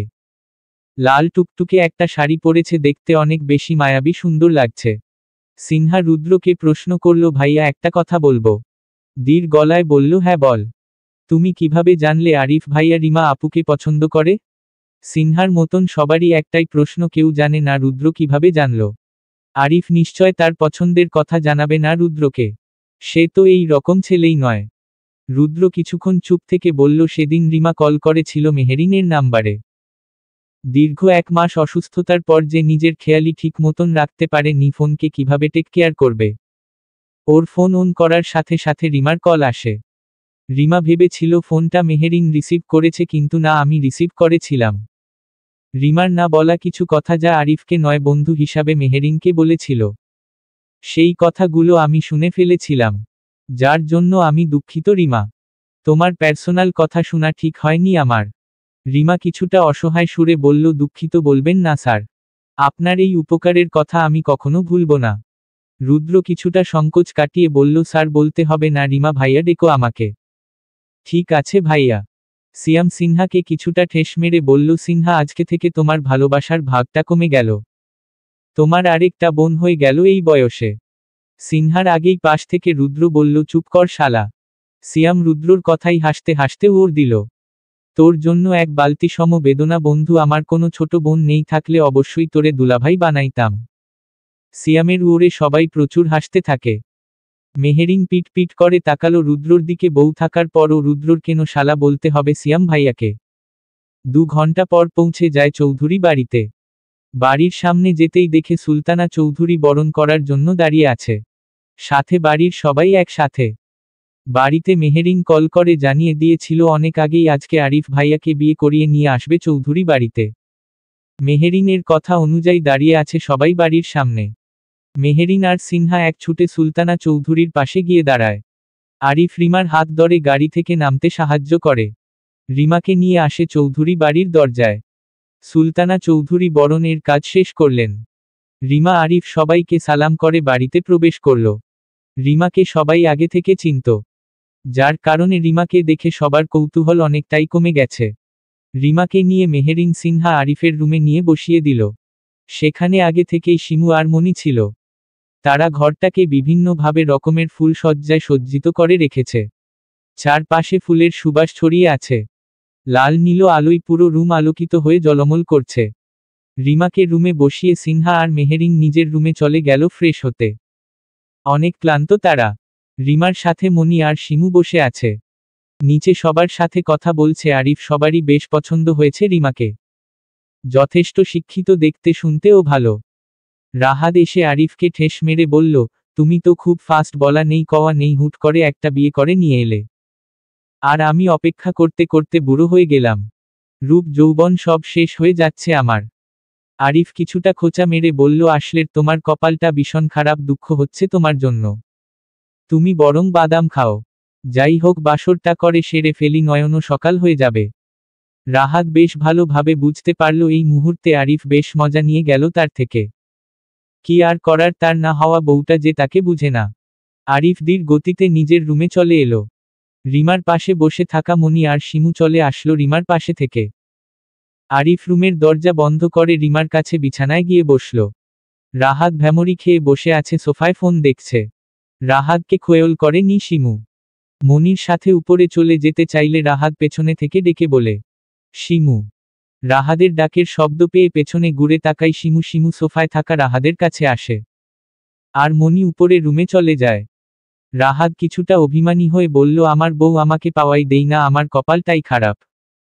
রিমা নিজের হাসি সংবরণ করে সোফায় রাহাদের পাশে গিয়ে বসে উড় করল, ইস কি কপালটাই আপনার, যদি এমনটা আমার হতো তাহলে কি পাওয়া দেয়া বন্ধ করে দিব? তাই নাকি, পারলে চেষ্টা করে দেখেন। এই বলে শিমু রাহাদের পাশ থেকে উঠে যেতে চাইলে রাহাত শিমুকে টান দিয়ে নিজের কাছে আনে আর ফিসফিস করে বলে, তুমি দেখছো আমার উপর তোমার কতটা কনফিডেন্স, থাকবে না আবার? রুদ্র নিজের রুমে বসে কথা বলছে লিমনের সাথে। কানাডার সব কিছু তারা সামলালেও সব দায়িত্ব রুদ্রর হাতে। দীর্ঘ 2 মাস ধরে কোম্পানির দেখাশোনা লিমন করছে। মাঝখানে রুদ্রর চলে যাওয়ার কথা ছিল। এর মধ্যে রুদ্রর অ্যাক্সিডেন্টের জন্য সেই কানাডার ভর্তি ছিল 1 মাস। কিন্তু কোম্পানির কাজে না, হসপিটালের ব্রেডে ছিল। অসুস্থতা জন্য লিমনের মধ্যে কত শতবার এসেছিল হসপিটালের, যা বলার বাইরে। রুদ্রর সাথে প্রতিদিন কথা হয় রাতে। এমনি ছোটখাটো সমস্যা হলে আরিফ সামলে নেই, তবে বড় কোনো ঝামেলা হলে রুদ্র সামলায়। আজকে কোনো পার্সোনাল কোম্পানির বিষয় নিয়ে কথা হচ্ছে না। রুদ্র লিমনকে বিয়েতে আসতে বলছে। ওরা চলে আসবে খুব তাড়াতাড়ি। মেহেরিন বিছানার উপর শুয়ে শুয়ে গান শুনছে। সে রুদ্রর উপর কিছুটা অভিমান করে শুয়ে আছে। রুদ্র কেন তাকে সরি বলল না? তার কঠিন শাস্তি হওয়া উচিত। আমাকে কেন মিথ্যা বলল? রাত প্রায় 10টার কাটাই মনি সিনহা এসেছে মেহেরিনের রুমে। মেহেরিনকে ওইভাবে শুয়ে থাকতে থেকে মনি বলল, ভাবি জানো একটা মুভি রিলিজ হয়েছে। মেহেরিন কিছুটা কৌতূহল নিয়ে জিজ্ঞেস করল, কি মুভি মনি? সাইয়ারা, হিন্দি মুভি। আজকে রাতে আমরা 4 জন মিলে এই মুভিটা দেখব। মেহেরিনের পাশে গিয়ে বসল সিনহা। মনি ছুটল শিমুকে ডাকতে। সিয়াম রুদ্র রুমে শুয়ে আছে। সিনহাই ঠেলে ঠুলে পাঠিয়ে দিয়েছে রুদ্রর রুমে। তারপর ওরা কথা বলছে কি নিয়ে যেন। শিমু নিচে গিয়ে দেখে রাহাত আর শিমু সোফায় বসে কথা বলছে। মনি একটু কাছে গিয়ে ডেকে বলল, আপু উপরে আসো, আমরা সবাই মেহেরিন ভাবির রুমে, তুমিও আসো। পাশে থেকে রাহাত বলল, মেহেরিন ভাবির রুমে কি? আমরা 4 জন মিলে মুভি দেখব। রাহাত বেশ উত্তেজিত হয়ে বলল, তাহলে আমিও আসি। মনি নিজের মুখটাকে গুমরা করে বলল, ভয়েজ নট অ্যালাউ ভাইয়া, তুমি রুদ্র ভাইয়া আর সিয়াম ভাইয়াকে নিয়ে বরং দেখো। মনির কথাই বেশ চেতে গেল রাহাত আর বলল, তোরা গিয়ে দেখ, আমার বউ ওই সব মুভি দেখে না। রাহাদের কথা শেষ হওয়ার আগে শিমু বলল, কে বলেছে আমি ওই সব মুভি দেখি না, আমি অবশ্যই দেখব নতুন মুভি ওইটা। এই বলে রাহাদের পাশ থেকে মনির হাত ধরে উপরে চলে আসে। বেচারা রাহাত মুখ কালো করে সোফায় বসে নিজের কয়েকবার বকা দিয়ে নেই আর ভিড় করে বলে, এই রকম পিচ্ছি খালাতো বোন বিয়ে করলে এই সবই হবে, বলবো একটা করবে আরেকটা। আমার জীবনটাই বেদনার, না বউ বুঝে আর না পরিবার বুঝে।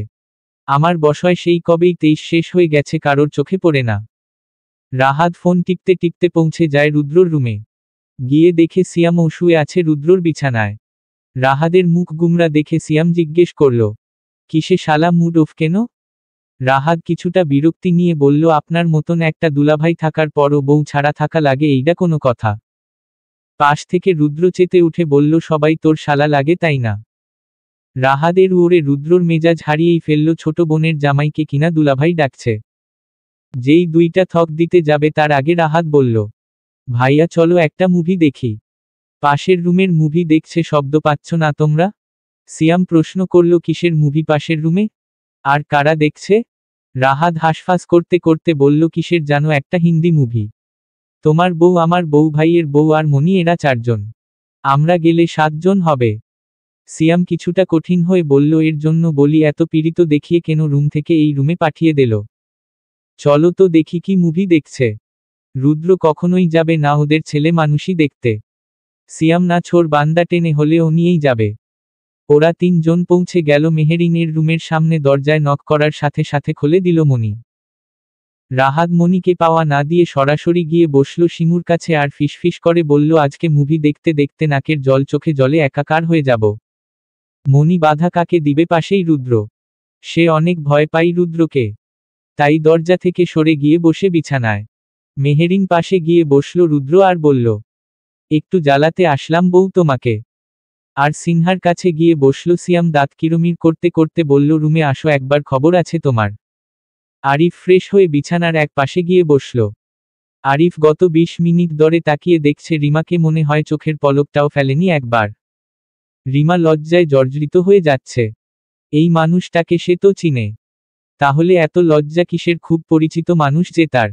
আরিফ সাহেব কি বুঝতে পারছে না তার বউ তাকে দেখে লজ্জা পাচ্ছে? আরিফ অপলক দৃষ্টিতে তাকিয়ে আছে রিমার দিকে আর বলছে, মিনিয়ে খুব সুন্দর লাগছে আপনাকে মিস রিমা, এই রূপ সৌন্দর্য দেখে আমি 1000 বার আপনার প্রেমে পড়ে যাচ্ছি। আজকে আপনার এই সৌন্দর্য আমাকে খুব করে টানছে মিস রিমা। আরিফের এমন কথাই আরো বেশি লজ্জা পেল রিমা। আরিফের মুখে আঙুল দিয়ে বলল, চুপ করুন আরিফ সাহেব। আরিফ রিমার হাতটা নিজের মুখ থেকে সরিয়ে বাম পাশে রাখল আর বলল, আপনাকে আমি যত্ন সহকারে আমার বুকের বাম পাশে রাখতে চাই, আপনি কি থাকবেন মিস রিমা? আমার অর্ধাঙ্গিনী হয়ে আমার পাশে সারা জীবন। আরিফের কথাই রিমা বেশ প্রশান্তি পেল আর বলল, অবশ্যই থাকবো আরিফ সাহেব। আরিফ রিমার কপালে আলতো করে একটা চুমু দিল। রিমাকে নিজের খুব থেকে খুব কাছে টেনে নিল। একে অপরের নিঃশ্বাসটাও ফিল করতে পারছে। রিমার পুরো শরীর কাঁপছে অজানা এক ভালোবাসার পরশে। আরিফ দুহাতে আঁকড়ে জড়িয়ে নেই রিমাকে। ভালোবাসার পরশ একে দেয় সারা শরীরে। আরিফ ঘরের সব লাইট বন্ধ করে দেয়। চলে আসে রিমার খুব থেকে খুব কাছে, হারিয়ে যায় এক অজানা ভালোবাসায়। সকালের ঠান্ডা শীতল হাওয়া বইছে পুরো ধরণীতে। ঠান্ডা হিম শীতল তাপমাত্রা বলে দিচ্ছে শীতের আগমন অতি নিকটে। আজ পুরো চৌধুরী বাড়ি আত্মীয় স্বজনরা মিলে মিশে একাকার। সকালে সুলতানা চৌধুরী সবার জন্য নাস্তা রেডি করছে, সাথে আছে আয়শা চৌধুরী এবং পারভিন চৌধুরী। রিমা সকাল সকাল ঘুম থেকে ওঠে ফ্রেশ হয়ে নিচে এসেছে সুলতানা চৌধুরীর কাছে। সুলতানা চৌধুরীকে কাজে সাহায্য করার জন্য। রাতে সবাই মিলে মুভি দেখা শেষ করেছিল 3টা বাজে। এখন সবাই গভীর ঘুমে আচ্ছন্ন। আজকে বিকালে যে তাদের গায়ে হলুদের প্রোগ্রাম হয়তো বলেই বসে আছে। ইভান চৌধুরী খবরের কাগজ পড়ছে আর চায়ের কাপে চুমুক দিচ্ছে। ইভান চৌধুরী বললেন, আমাদের বাড়িতে যেহেতু 2টা বিয়ের প্রোগ্রাম করা হবে, তাই আমি চাই 2টা না হয়ে বরং 3টা করা হোক। রফিক সাহেব গলা ছেড়ে বললেন, মানে আরেকটা কার বিয়ের প্রোগ্রাম ভাইজান? ইভান চৌধুরী শান্ত মেজাজের মানুষ, সে বরাবরই শান্ত হয়ে কথা বলেন। তাই বরাবরের মতন শান্ত গলায় বললেন, আরিফ আর রিমার কথা ভুলে গেলে? সবে মায়ে বিয়ে হয়েছে, বাকি 2টা বিয়ের অনুষ্ঠানের সাথে আমি চাই আরিফ আর রিমার বিয়ের অনুষ্ঠানও একসাথে করা হোক। ইভান চৌধুরীর মুখের উপর কেউ কোনো কথা বলার সাহস দেখাবে না। যেহেতু উনি বলেছেন অনুষ্ঠানের কথা, তার মানে করতেই হবে। ইভান চৌধুরী রিমাকে ডেকে বললেন, এখানে আসো মা, তোমার বাবাকে কল করো, আমি কথা বলতে চাই তোমার বাবার সাথে। রিমা সাথে সাথে কল করল তার বাবা আওলাদ হোসেনকে। ইভান চৌধুরী বিশেষভাবে অনুরোধ করলেন তাদের বাড়িতে আসার জন্য। রিমার বাবার বয়স বেশ, গ্রামের মানুষ একা একা নিশ্চয় আসতে পারবে না শহরের এই বড় চৌধুরী বাড়িতে। তাই ইভান চৌধুরী নিজের গাড়ি পাঠিয়ে দিলেন রিমার বাবাকে আনতে। ইভান চৌধুরী বিবেক বিবেচনা দেখে রিমার ইভান চৌধুরীর প্রতি সম্মান আরো 1000 গুণ বেড়ে গেল। মৃদুলকে সুলতানা চৌধুরী বললেন, তোমার ভাইয়াদের নিচে খাবার টেবিলে আসতে বলো বাবা, সবাই অপেক্ষা করে তাদের জন্য। মৃদুল কথা শেষ করে দৌড় লাগায় উপরে সবাইকে ডাকার উদ্দেশ্য। মৃদুল দরজার বাইরে থেকে বেশ কয়েকবার ডাকে, পর মুহূর্তে মেহেরিন দরজা খুলে দেয়। বড় আম্মু তোমাদেরকে নিচে আসতে বলল ভাবি। মেহেরিন সম্মতি জানিয়ে বলল, তুমি যাও, আমরা আসতেছি। মেহেরিন সবাইকে ডেকে তুলল আর সবাইকে ফ্রেশ হতে বলল। সবাই উঠে নিজেদের রুমে চলে গেল ফ্রেশ হওয়ার জন্য। সুলতানা চৌধুরী খাবার টেবিলে সবকিছু রেডি করছে, সাথে রিমাও আছে। তার সাংসারিক কাজগুলো করতে অনেক ভালো লাগে। সুলতানা চৌধুরী বারবার নিষেধ করছে, তোমাকে এসব করতে হবে না, রেস্ট নাও। কিন্তু রিমা শুনতে রাজি না। কিছুক্ষণ আগে গিয়ে আরিফকে ঘুম থেকে তুলে দিয়ে এসেছে। আরিফও ফ্রেশ হয়ে নিচে চলে আসবে কিছুক্ষণের মধ্যে। এখন কাজের প্রেশার কম থাকায় ইচ্ছে মতন রেস্ট নিচ্ছে। বিয়ের প্রোগ্রামের বাইরে ডেকোরেশনের লোকেরা সবকিছু সুন্দরভাবে সাজিয়ে নিচ্ছে। গায়ে হলুদের স্টেজ নিচেই করা হবে চৌধুরী বাড়ির বাগানের সামনে। কিছুক্ষণ পর থেকেই শুরু হবে আত্মীয় স্বজনদের আনাগোনা। সিয়ামের বাবাকে কল করেছিল রাতে, তারা দুপুরের আগেই চলে আসবে। সবাই ফ্রেশ হয়ে বসেছে টেবিলে, নিজের পছন্দ অনুযায়ী খাবার খাচ্ছে। সুলতানা চৌধুরী মেয়েদের উদ্দেশ্য বললেন, তোমার খাওয়া শেষ করে আমার রুমে আসো। সবাই সম্মতি জানালো ঠিক আছে বলে। কালকে রাতে সবাই রিমার বিয়ের প্রোগ্রামে ছিল বলে ছেলেরা তেমন কোনো কেনাকাটা করতে পারেনি। সকাল সকাল সবাই চলে যাবে শপিং এর উদ্দেশ্য। খাওয়া শেষ করে সব বাড়িতে থেকে বের হয়ে গেল। মৃদুল ছোট মানুষ, তাও তাকে নিয়ে গেল সাথে করে। ছোট ভাই ব্রাদার বলে কথা। সুলতানা চৌধুরী রুমে বসে আছে। সকালে বেশ অনেকখানি কাজ করার পর সে বেশ ক্লান্ত, তাই একটুখানি রেস্ট নিচ্ছে। কিছুক্ষণ পর মেহেরিন, সিনহা, শিমু, রিমা, মনি সব চলে আসলো সুলতানা চৌধুরীর রুমে। কারণ সুলতানা চৌধুরী বলেছিল খাওয়া শেষ করে তার রুমে আসতে। দরজার সামনে গিয়ে মনি ডাকলো, বড় আম্মু ভেতরে আসবো। সুলতানা চৌধুরী রুমে আসার পারমিশন দিলে সবাই মিলে প্রবেশ করলো রুমে। সবগুলা গিয়ে বসলো সুলতানা চৌধুরীর পাশে। সিনহা বলল, আম্মু রুমে কেন আসতে বলেছিলে, কিছু বলবা? সুলতানা চৌধুরী হাত দিয়ে ইশারা করল মনিকে তার পাশেই থাকা কিছু প্যাকেট, ওইগুলো আনতে। মনি সাথে সাথে গিয়ে নিয়ে আসলো অনেকগুলা প্যাকেট, এনে সুলতানা চৌধুরীর হাতে দিল। সুলতানা চৌধুরী মেহেরিনকে একটা প্যাকেট দিল সবার আগে, পরপর সবাইকে দিল একটা করে। কিন্তু রিমাকে নিজের কাছে বসিয়ে আরেকটা প্যাকেট ধরিয়ে দিলেন আর বললেন, তোমার নতুন জীবনের শুভেচ্ছা মা। সিনহা, মনি সবাই বেশ আগ্রহ প্রকাশ করল কি আছে এই প্যাকেটে। সিনহার প্যাকেট খোলার সাথে সাথে দেখতে পাই একটা শাড়ি। সাথে সাথে মনি নিজের প্যাকেটটা খুলে ফেলে, সাথে মেহেরিন আর শিমুও। সবার শাড়ি এক রকমের, এক রঙের বেশ দামি শাড়ি। সবার শাড়িটা বেশ পছন্দ হলো। পাশে থাকা রিমা শাড়িটা হাতে নিয়েই দাঁড়িয়ে আছে, আর চোখের কোণে পানি টলমল করছে। সুন্দর মুখটা ফেকাসে হয়ে আছে। সুলতানা চৌধুরী বিছানার পাশে থেকে উঠে রিমা কাছে গিয়ে জিজ্ঞেস করল, কি হয়েছে মা, মন খারাপ কেন? সুলতানা চৌধুরীর কথাই চোখের কোণে জমে থাকা হাজারো পানির ফোঁটা ঝরে পড়ল দু চোখ বেয়ে। সুলতানা চৌধুরী আলতো করে চোখের পানি মুছে দিতে দিতে বললেন, মন খারাপ করো না মা, সব কিছু ঠিক হয়ে যাবে। কারোর কথা মনে পড়ছে? সুলতানা চৌধুরী কথা শেষ হওয়ার আগেই রিমা অঝরে চোখের পানি ছেড়ে দিতে দিতে বলল, আমি আমার আম্মুকে ভীষণ মিস করছি। আমি সেই ছোটবেলা আমার আম্মুকে হারিয়ে ফেলেছি। আজ আমার আম্মু বেঁচে থাকলে হয়তো এই দিনটাই অনেক বেশি খুশি হতো। রিমার মুখে এত কষ্টের হাহাকার দেখে মেহেরিন সহ বাকি সবাই রিমাকে জড়িয়ে ধরে বলল, চিন্তা করো না রিমা, হয়তো যা হয়েছে ভালোর জন্য, অতীত ভুলে বর্তমানকে নিয়ে বাঁচতে শিখো। দেখো আজকে তোমার পাশে আরিফ ভাইয়া সহ আমরা সবাই আছি। সুলতানা চৌধুরী পাশে থেকে বললেন, তুমি বরং আমাকে আম্মু ডেকো, আমার মেয়ে হয়ে আমার কাছে থেকে যেও। হ্যাঁ রিমা আপু, তুমি আমাদের আপনি হয়ে থেকে যাও। আর আমার ভালোবাসাই ভাগ বসানোর জন্য হলেও তুমি থেকে যাও। চৌধুরী বাড়ির সব আত্মীয় স্বজনরা এসে পড়ছে। তারা দুপুরের খাওয়া দাওয়া শেষ করে আলাপ আলোচনায় বসেছে। রুদ্র সহ বাকি সবাইও এসে দুপুরের খাবার খেয়ে রেস্ট নিচ্ছে। অনেক রাত জেগে থাকায় শরীর বেশ হিমশিম খাচ্ছে। তাতেই কি নিজেদের বিয়ে বলে কথা? কিছুক্ষণ পর থেকে ভরপুর চিল করতে হবে। জীবনে একটা বিয়ে বলে কথা। রাহাত বিছানায় শুয়ে শুয়ে রুদ্রকে রাগানোর জন্য বলল, ভাইয়া তোমার তো রাজকপাল, এক বউকেই পর পর দুইবার বিয়ে করছো। পাশে থাকা সিয়াম হাসতে হাসতে শুয়ে পড়ল বিছানায়। রাহাত আজকাল বেশি পাকামি করে। কবে যে রুদ্র মাথায় তুলে এক আছাড় দিবে। সিয়ামের হাসি বেড়েই চলেছে, এতে রুদ্র আরও উত্তেজিত হয়ে পড়ছে। সিয়ামের হাসির জন্য রুদ্রকে রাগাতে ওদের খুব ভালো লাগে। রুদ্র মুখটা ফ্যাকাশে হয়ে আছে। ইচ্ছে হচ্ছে ভাইসো বন্ধুকে এক লাথি দিয়ে রুম থেকে বের দিতে। কিন্তু আজকে রুদ্র এই কাজটা করবে না, কারণ সে আজকের জন্য গুড বয়, তা না হলে ওদের খবর করে ছাড়ত। লিমন আর রাকিব চলে এসেছে কানাডা থেকে, তাদের বেস্ট ফ্রেন্ডের বিয়ে বলে কথা। লিমন সরাসরি ওদের সাথে কথা বলে ফ্রেশ হয়ে শুয়ে পড়েছে, কারণ সে ক্লান্ত এতটা জার্নি করা ফলে।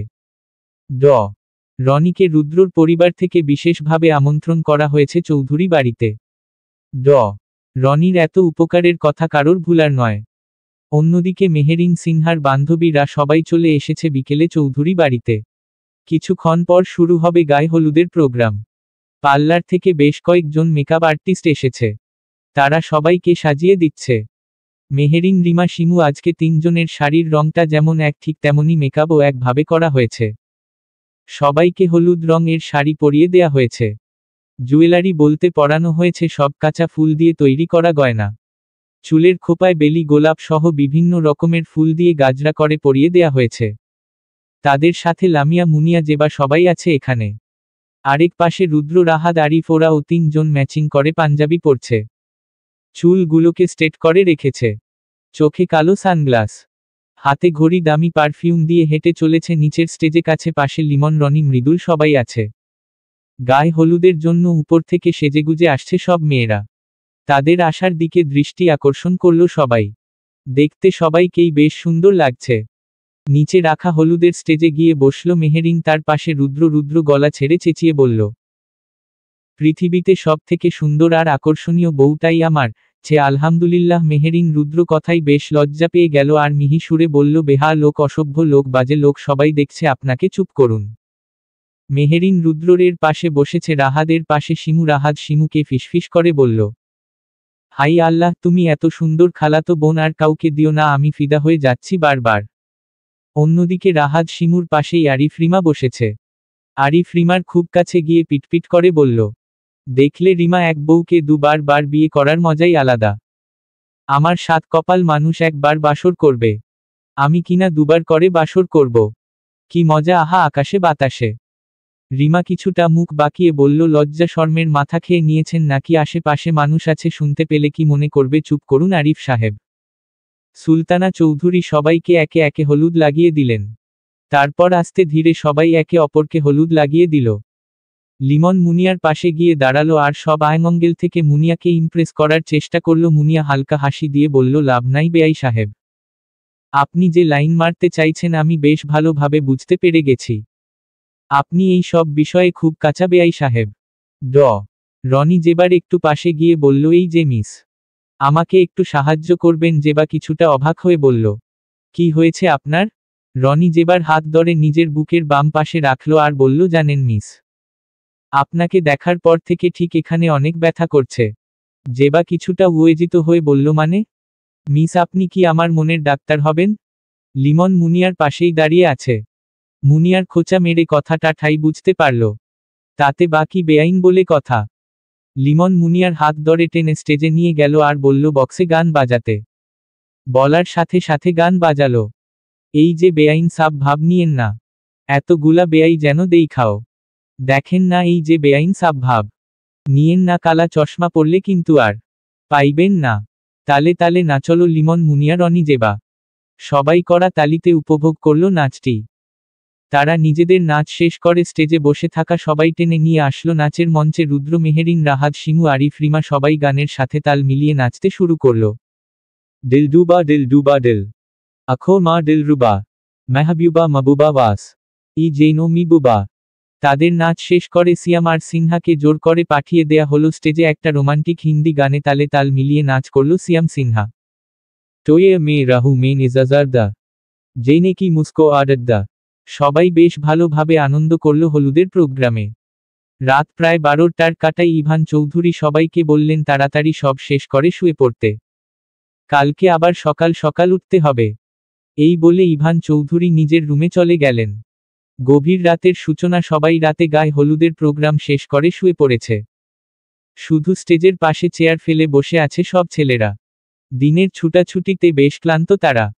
গায়ে হলুদের স্টেজে বসে ছিল সন্ধ্যা বেলা থেকে, এখন প্রায় 12টার কাটাই, এখনো একটাও সিগারেট খাওয়া হয়নি।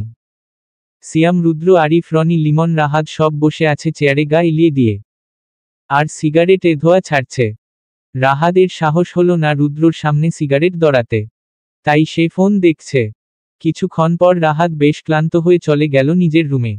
বসে রইল বাকিরা। তারাও আর বেশি রাত জাগবে না, চলে যাবে কিছুক্ষণের ভেতরে। আজ রুদ্র যতটা আনন্দিত, ঠিক 10 বছর আগে এতটাই অবাক হয়েছিল। সে না চাইতেও বিয়ে করে ফেলেছিল মেহেরিনকে। রুদ্র নিজের ভাবনা থেকে বের হয়ে চলে যাবে নিজের রুমে, ঠিক তখনই কে যেন ডাকলো। পেছনে তাকাতেই দেখল মিলি। হাই মাই ডিয়ার এক্স, কেমন আছো? হঠাৎ করে মিলিকে এখানে দেখে সবাই বেশ অবাক হলো। এই মেয়ে এত রাতে এখানে কি করে? এখানে কিভাবে আসলো? সবার কৌতূহলকে দূরে ঠেলে সিয়াম জিজ্ঞেস করল কিছুটা অবাক হয়ে, এই লেডি, এত রাতে তুমি এখানে কি করে এলে? মিলি কোনো কথার উড় না করে এসে বসল রুদ্র ঠিক পাশের চেয়ারটাই, আর সিয়ামকে ইঙ্গিত করে বলল, কেন সিয়াম, খুশি হওনি তুমি? পাশ থেকে লিমন বলল, ওয়াও সেক্সি, তুমি দিন দিন আরো হট হয়ে গেছো। লিমনের কথাই মিলি কোনো রকম প্রতিক্রিয়া দেখালো না, শুধু হাসলো। হয়তো মিলি ভেবেছিল যে রুদ্র কিছু বলবে, কিন্তু না, রুদ্র কিছুই বলল না। লিমনও কম যায় না রুদ্রকে পরীক্ষা করার জন্য এই রকম একটা বাজে কথা বলল। রুদ্র কি এখনো সেই আগের অতীত নিয়ে বসে আছে, নাকি বর্তমানকে নিয়ে ভাবছে? রুদ্র মিলির পাশের চেয়ার থেকে সরে বেশ দূরত্ব নিয়ে বসল। কথা বলা তো দূরের কথা, তাকিয়েও দেখছে না। মিলি কিছুটা অভিমানী হয়ে বলল সিয়ামকে, আচ্ছা সিয়াম, তুই বল, আমি কি দেখতে খুবই খারাপ? আমাকে কি ভালোবাসায় যায় না? কেন বেইমানি করল রুদ্র আমার সাথে? রুদ্র একটা প্রতারক। সিয়াম মিলির রাগের কারণটা বুঝতে পেয়ে বলল, তুই যা ভাবছিস ওই সব কিছুই না। এখানে কি করে এলি? আমাদের কারোর সাথে তো তোর কোনো যোগাযোগ নেই। তোরা ও বন্ধু নামের কলঙ্ক, তোরা ও কিনা আমার সাথে বন্ধুত্বের সব সম্পর্ক নষ্ট করে ফেললি। সিয়াম মাথা নইয়ে বলল, সরি রে, আমাদের উচিত ছিল তোর সাথে যোগাযোগ রাখার, কিন্তু ওই রকম একটা পরিস্থিতিতে হয়ে উঠেনি যোগাযোগ রাখা। মিলি নিজের চোখের কোণে জমে থাকা নোনা জল মুছতে মুছতে বলল, ওই বেইমানটা আমায় ভুলে গেল কি করে? রুদ্রর এই সব কথা একদম ভালো লাগছে না, সে চলে চাইলে মিলি রুদ্রর হাত ধরে বলে, চলো আমার সাথে। রুদ্র নিজের থেকে মিলির হাত সরাতে সরাতে বলল, কোথাও যাব না আমি, don't touch me, I am married. রুদ্রর এমন রাগান্বিত হয়ে কথা বলতে দেখে মিলি কিছুটা ঘাবড়ে যায়। মিলি হাঁটু গেড়ে রুদ্রর পায়ে পড়ে কাঁদতে কাঁদতে বলল, বেইমানি করলি কেন আমার সাথে? আমি তো তোকে ভালোবেসেছিলাম। তুই তো বলেছিলি তুই আর কারোর হবি না, তাহলে আজকে কি করে বিয়ে করতে রাজি হয়ে গেছি? বেইমানি করিস না আমার সাথে, আমি আর সহ্য করতে পারবো না। মিলির এর রকম পাগলামি রুদ্রর বেশ বিরক্ত লাগছে। রুদ্র মিলির থেকে নিজের পা সরাতে সরাতে বলল, আমি কোনো বেইমানি করিনি তোর সাথে। তুই আমাকে ভালোবেসেছিলি হয়তো, কিন্তু প্রকাশ করিসনি, ভুলটা তোর, আমার নয়। মিলি উঠে দাঁড়াতে দাঁড়াতে বলল, তাহলে তুই কি ভেবেছিলি আমাদের শুধু বন্ধুত্বের সম্পর্ক ছিল? তাহলে আমার এত কেয়ার করতি কেন? কোনো ছেলের সাথে কথা বলতে দিতি না কেন? কেন জেলাস ছিলি আমাকে নিয়ে? রুদ্র কাছে কোনো ওর নেই, সে আর কিছু বলতেও চাই না। রুদ্র আর 1 মিনিটও আর দাঁড়ালো না, সোজা চলে গেল নিজের রুমে। রুদ্র যাওয়ার দিকে সবাই তাকিয়ে আছে, কিন্তু এই মুহূর্তে মিলিকে এখানে একা রেখে যাওয়া ঠিক হবে না। তাই সিয়াম, লিমন, রনি সবাই গিয়ে বসল মিলির কাছে। আর এখানে কিভাবে এসেছে জানতে চাইলে মিলি বলল, আমার বাবার ছোট বেলার বন্ধু রফিক চৌধুরী, ওনার কোম্পানির সাথে আমাদের কোম্পানিও জড়িয়ে আছে। আমাদের পুরো পরিবারকে ইনভাইট করছে এই বিয়েতে। আমি আসতে চাইনি, আমি আমেরিকায় শিফট হয়েছি অনেক বছর ধরে। বাংলাদেশে আসা হয় না খুব বেশি, এর অসুস্থতার জন্য এসেছি বাংলাদেশ। ড্যাডি খুব করে বলল ওনার বন্ধু বাড়িতে বিয়ের প্রোগ্রামে আমাকে আসার জন্য। তাই শুধু আমি আর ড্যাডি এসেছি। কিন্তু আমি সিরিয়াসলি জানতাম না রুদ্রর ছোট আব্বু রফিক চৌধুরী। তাহলে হয়তো এখানে আসতাম না। লিমন কিছুটা ঠেস মেরে বলল, রুদ্রর জন্য করা পাগলামি এখনো করিস? আমি সারা জীবন পাগলামি করব যা শুধু দেখবে না রুদ্র। আমি চেঞ্জ হয়ে গিয়েছি। আমিও দেখি আমার সামনে কি করে অন্য আরেকটা মেয়েকে বিয়ে করে। এই বলে চলে গেল বাড়ির ভেতরে। সিয়াম কিছুটা চিন্তিত হয়ে বলল, যদি মেহেরিন ভাবি জানে এসব রুদ্রকে খুন করে ফেলবে। কিছু অতীত। রুদ্র, সিয়াম, লিমন, রনি আর মিলি 5 জন খুব ভালো ফ্রেন্ড। এক কথাই যাদেরকে বেস্ট ফ্রেন্ড বলা যায়। স্কুল থেকে শুরু করে কলেজ পর্যন্ত তাদের ফ্রেন্ডশিপ ছিল দেখার মতন। এতগুলা ছেলের মধ্যে মিলি ছিল একটি মেয়ে। সবাই না না কটূক্তি করত। তাতে তাদের কি কেউ তো আর সামনে কিছু বলার সাহস পেত না। মিলিকে অন্য কোনো ছেলে বাজে কথা তো দূরেই থাক, কেউ তাকানোর সাহস পর্যন্ত পেত না। মিলি স্কুল কলেজের মধ্যে সৌন্দর্যের মধ্যে সেরা, এক কথাই অতুলনীয়। তার স্টাইল এমনকি তার কথার ধরন পর্যন্ত মেয়েরা ফলো করত। এত সুন্দরী হওয়ার পরে তার বিন্দু পরিমাণ অহংকার নেই। তার শুধু সব সময় মনে হতো হয়তো সে রুদ্র থেকে কম সুন্দর। যেখানে হা করে সবাই তাকিয়ে থাকে সেখানে রুদ্র কিনা তাকে পাওয়াও দেয় না। রুদ্রর কাছে এ সম্পর্ক মানেই বন্ধুত্ব। কিন্তু মিলি সব সময় রুদ্রকে ভালোবাসার নজরে দেখত। রুদ্র অনেক বেশি কেয়ারিং। তাদের সম্পর্ক বেশ ভালোই চলছিল। কিন্তু হঠাৎ করে রুদ্রর মামা মামি গাড়ি অ্যাক্সিডেন্টে মারা গেল। রুদ্রর পরিবার সহ সবাই সেখানেই ছিল বেশ কিছু দিন। তারপর যখন নিজেদের বাড়িতে আসে সাথে নাকি ওর মামাতো বোনও এসেছিল। এই সব বিষয়ে মিলি খুব ইন্টারেস্ট ছিল না। সামনে HSC এক্সামের জন্য তাদের ঠিক মতন কথা হতো না। তবে রিমা প্রায় রুদ্রর সাথে দেখা করতে হলের সামনে যেত, কিন্তু তাদের আর দেখা হতো না। রুদ্রর সাথে সাথে হারিয়ে গেল সিয়াম, লিমন, রনি, ওদের সাথেও যোগাযোগ করতে পারত না কোনোভাবে। নাম্বারে কল করলে কেউ রিসিভ করত না। হুট করে কি হয়ে গেল মিলি বুঝতেই পারেনি। তাদের এত সুন্দর একটা বন্ধুত্ব যেন এক নিমিষেই শেষ হয়ে গেল। মিলি একদিন অনেক খোঁজাখুঁজি করে রাহাদের নাম্বার জোগাড় করেছিল। রাহাদের সাথে বেশ কিছুক্ষণ কথা বলে জানতে চাইল রুদ্রর কথা। কিন্তু রাহাত জানায় রুদ্র তো বাংলাদেশে না কানাডা চলে গেছে মাসখানেক আগে। সিয়ামদের কথা জিজ্ঞেস করলে সেই একই উত্তর। মিলির ভীষণ মন খারাপ হয়, তাকে একটিবার জানানোর প্রয়োজন মনে করল না। তাকেও তো সাথে নিয়ে যেতে পারত। মিলি অভিমান করে এতগুলো দিন আর যোগাযোগ করেনি।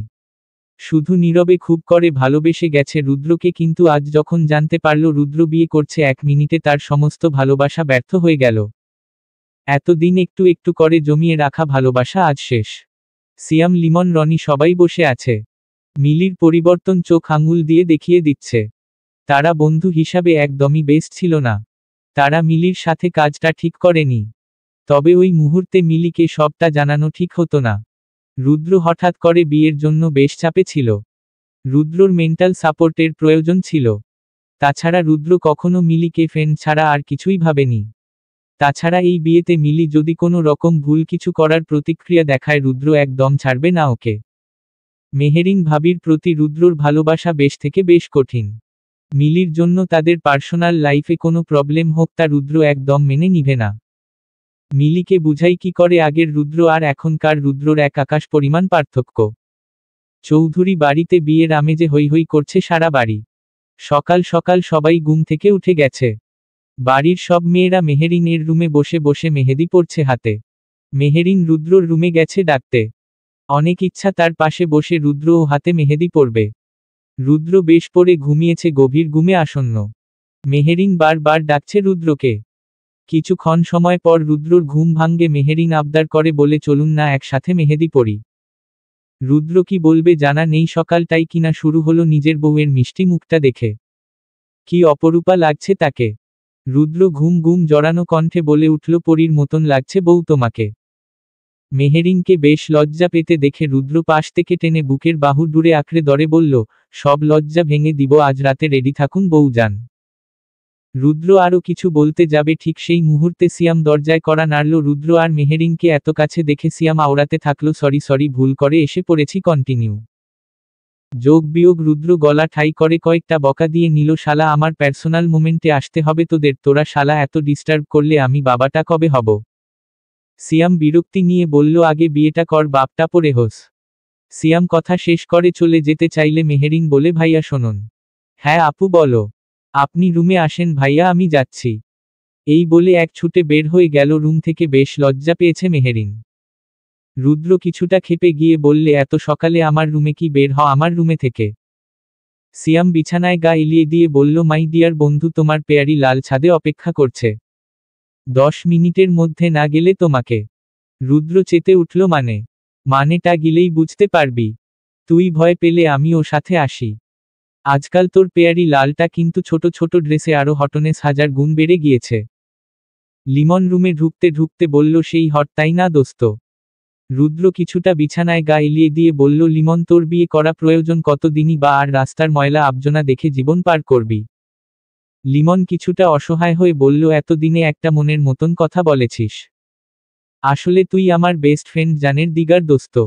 লাভ ইউ রে। রুদ্র উঠে ফ্রেশ হয়ে নিল। তারপর রুদ্রর সাথে সবাই মিলে গেল ছাদে। ছাদের এক পাশে দাঁড়িয়ে আছে মিলি, নীল রঙের লং একটা জামা পরে। চুলগুলো গায়ের কাছে পড়েছে, ক্যারলি হেয়ার একদম শর্ট করে রেখেছে। আগে কোমর পর্যন্ত গিয়ে ঠেকতো, হয়তো কেটে ছোট করে ফেলেছে। শহরে থাকে, পোশাক স্টাইল দেখেই বোঝা যায়। দেখতে তবুও খারাপ লাগছে না, ফর্সা শরীরটা চকচক করছে। সবাই গিয়ে দাঁড়ালো মিলির আশেপাশে। রুদ্র বেশ খানিকটা দূরে। মিলি ধীর গতিতে রুদ্রর কাছে যায়।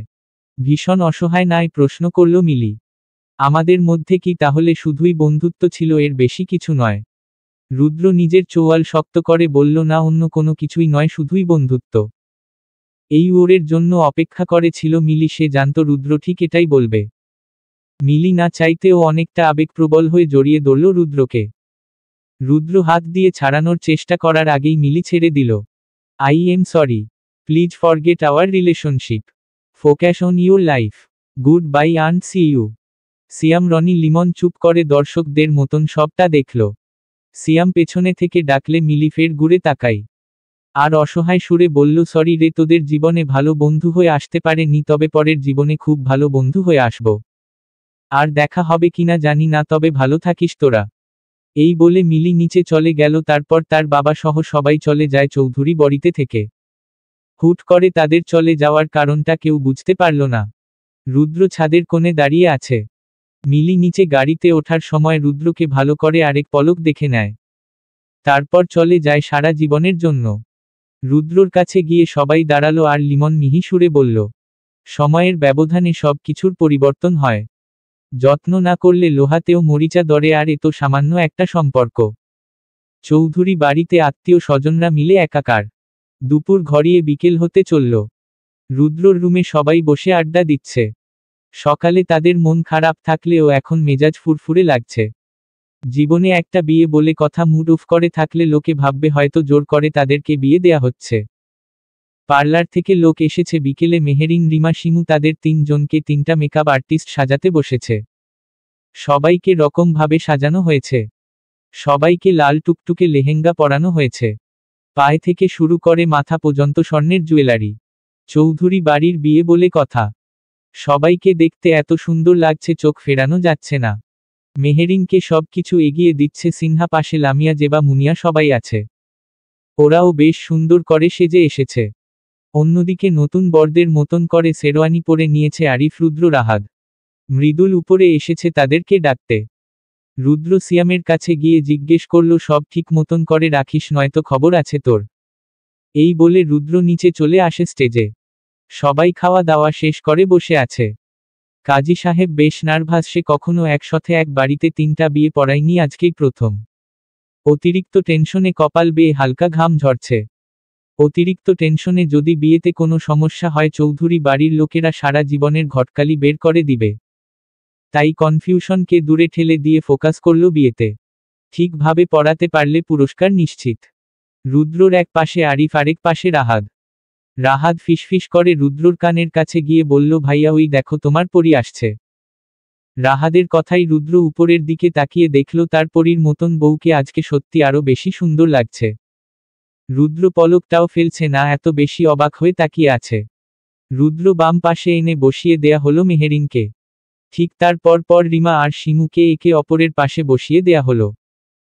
কাজী সাহেব সবার অনুমতি নিয়ে বিয়ে পড়ানো শুরু করলেন। তাকে তো কাবিনের বিষয়ে কিছু বলা হয়নি, তাই সে জিজ্ঞেস করল, কত টাকা দেনমোহর লিখব চৌধুরী সাহেব? ইভান চৌধুরীর তো মনেই ছিল না দেনমোহরের কথা। ছেলে যেহেতু প্রতিষ্ঠিত তাই আর ইভান চৌধুরী ছেলেকে কিছু জিজ্ঞেস করেননি। কিন্তু কাজী সাহেবের কথায় তাকালো রুদ্রর দিকে। কিন্তু রুদ্রর কোনো প্রতিক্রিয়া নেই।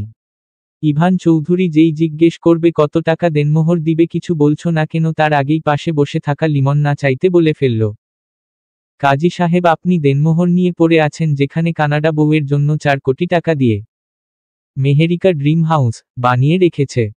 লিমনের কথায় রুদ্র বড় বড় চোখ দিয়ে তাকিয়ে আছে। শুধু রুদ্র নই, বাড়ির সবাই। সিয়াম পাশ থেকে ইশারা করে নিষেধ করেছিল, কিন্তু ইশারা বোঝার আগেই বলে দিল। এখন বেচারা লিমনের কি হবে? ইভান চৌধুরী ভিড় করতে করতে বলল, আমাদেরকে আগে জানালে কি আমরা বাড়িতে গিয়ে শুয়ে থাকতাম, বেয়াদব ছেলে। রুদ্রর এতটা ভালোবাসার প্রখর মেহেরিন আগে কখনো দেখেনি।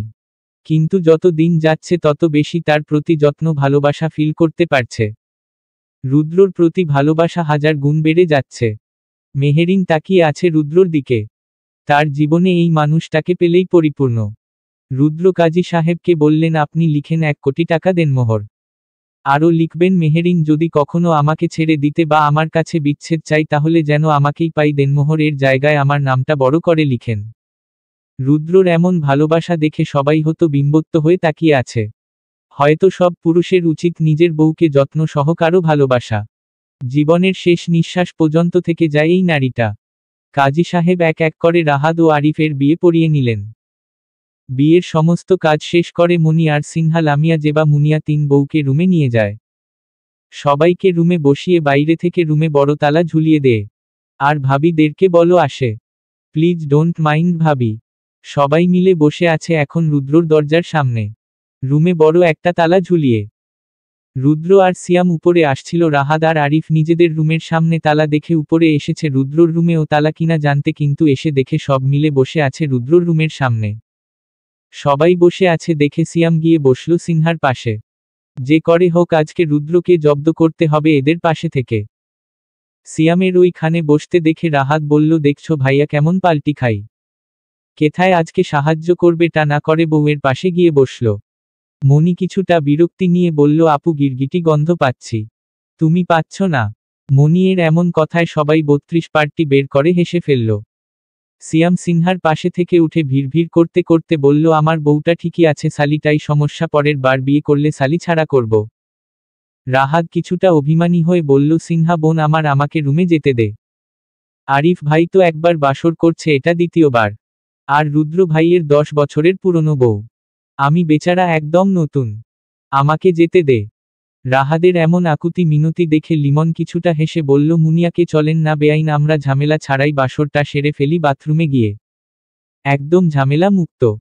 রনি লিমনের সাথে তাল মিলিয়ে বলল, তোরা যেহেতু বাথরুমে যাবি আমি না হয় জেবা বেআইনকে নিয়ে বাগানে যায় বাসরটা সেরে ফেলি, একটুও প্যারা নেই, ঠান্ডা ফুরফুরে হাওয়া, আহা আকাশে বাতাসে। লিমন রনি এর এমন কথাই মুনিয়ার হাতে ঝাড়ু আর জেবা নিল জুতা আর বলল, এমন অসভ্য বেআইয়ের সভ্য বানানোর জন্য এই গুলার প্রয়োজন আছে অনেক বেশি। রুদ্র নিজের মেজাজ হারিয়ে ফেলছে। এইভাবে আর কতক্ষণ কথা বলতে বলতে 2 ঘন্টা পার হয়ে গেল। কিছুক্ষণ পর সকালই হয়ে যাবে, বাসরটা কখন করব তাহলে? সারাদিনের ক্লান্তি, খুব বেশি ঘুম আসাটাই স্বাভাবিক। এর মধ্যে যদি মেহেরিন সত্যিই ঘুমিয়ে যায় তাহলে আমি বেচারার কি হবে? রাহাত কিছুটা রেগে গিয়ে বলল, দরজা খোল এবার। আরে ভাইয়া এতটা হাইপার হলে চলবে? এত কষ্ট করে সুগন্ধি ফুল দিয়ে ঘর সাজিয়েছি, ডিমান্ডটা তো আগে পূরণ করো। এখন আসছো মেন পয়েন্টে, বল কত টাকা চাই তোদের? তোদের মুখের সামনে ছুঁড়ে মারছি তাই নাকি? আমরা যেহেতু রুদ্র ভাইয়ার রুমের সামনে বসে আছি তাই আগে ভাইয়াকে পূরণ করতে বলো, আমরা এখান থেকে গেলে আমি সিউর ভাইয়া দরজা ভেঙে ফেলবে। রুদ্র বলল, হ্যাঁ বল তোদের কত ডিমান্ড আমি শুনছি। পিচ্ছি মনি সিনহার গায়ে হেলতে হেলতে বলল, বেশি না বড় ভাইয়া 2 লাখ দিয়ে দিলেই হবে। রুদ্র বলার আগেই রাহাত বলল, এই তোর বয়স কত? 2 লাখ চোখে দেখেছিস কখনো ভাইয়া? তুমি বরং ওরে 100 টাকার 2টা নোট দিয়ে দাও, বাচ্চা মানুষ বলে কথা। মনি চেতে উঠল, কে বলেছে আমি 2 লাখ দেখি নাই? আমি অনেক টাকা দেখছি। এত কিছু জানি না, টাকা না দিলে যেতে দিব না। তুই দাঁড়া, আমি ছোট আম্মুকে ডাকছি। আম্মু এখানে আসবে না। কি দরকার ভাইয়া ছোটদের মাঝখানে বড়দের টেনে আনার? আমি তো তোমার কাছে এত ডিমান্ড করব না ভাইয়া। রুদ্র ভাইয়া একটু দিয়ে দিলেই তো হয়। রুদ্র নিজেকে শান্ত করে বলল, এই নে 1 লাখ আছে। বিদায় হ, নয়তো এই টাকাটাও পাবি না। এই টাকাই অনেক বেশি তাদের জন্য। তাই খুশিতে গদগদ হয়ে চলে গেল রাহাদের রুমের সামনে। রুদ্র রুমের দরজা খুলে ভেতরে প্রবেশ করল। সত্যি ঘরটা বেশ সুন্দর করে সাজানো হয়েছে। কাঁচা ফুলের সুবাস ছড়িয়ে আছে চারপাশে। রুমের দরজা বন্ধ করে মেহেরিনের কাছে গেল। বেচারা শুয়ে আছে, হয়তো ঘুমিয়ে গিয়েছে দীর্ঘ 2 ঘন্টা অপেক্ষা পর। কেউ কি একা এতক্ষণ জেগে থাকতে পারে, তাও বন্ধ রুমের ভেতরে? রুদ্র মেহেরিন কাছে গিয়ে বসল, খুব করে তাকিয়ে দেখল তার পরীর মতন বউটাকে। সে কোনে ভাবেই চাইনি রাতটা নষ্ট হয়ে যাক, তার বউ এমন ভাবে ঘুমিয়ে পড়ুক। কি আর করার, রুদ্র চাই না প্রথম স্পর্শটা বাজে হোক। তাই মেহেরিনের পাশ থেকে উঠে শাওয়ার নিয়ে নিল। কিন্তু আজকে রাতের শাওয়ারটা মেহেরিন জেগে থাকলে হয়তো একসাথে করা হতো। মুড অফ করে বসে কল করল সিয়ামকে। সব কিছু ঠিক করে রেখেছিস নাকি? সিয়াম সম্মতি জানিয়ে বলল, হ্যাঁ, সব ঠিক আছে। রুদ্র নিজের জড়ানো টাওয়াল ছেড়ে কালো পান সাদা শার্ট পরে নিল, ফোনটা পকেটে গুজে। তারপর আস্তে ধীরে মেহেরিনের কাছে গেল। মেহেরিনকে কোলে তুলে নিয়ে বের হয়ে গেল রুম থেকে। অতিরিক্ত ক্লান্ত মেহেরিনের ঘুমপোর প্রখর বেশি হওয়ায় সে কিছু বুঝতেই পারছে না। কামরুল চৌধুরী নিচে ড্রয়িং রুমে এসে বসেছে।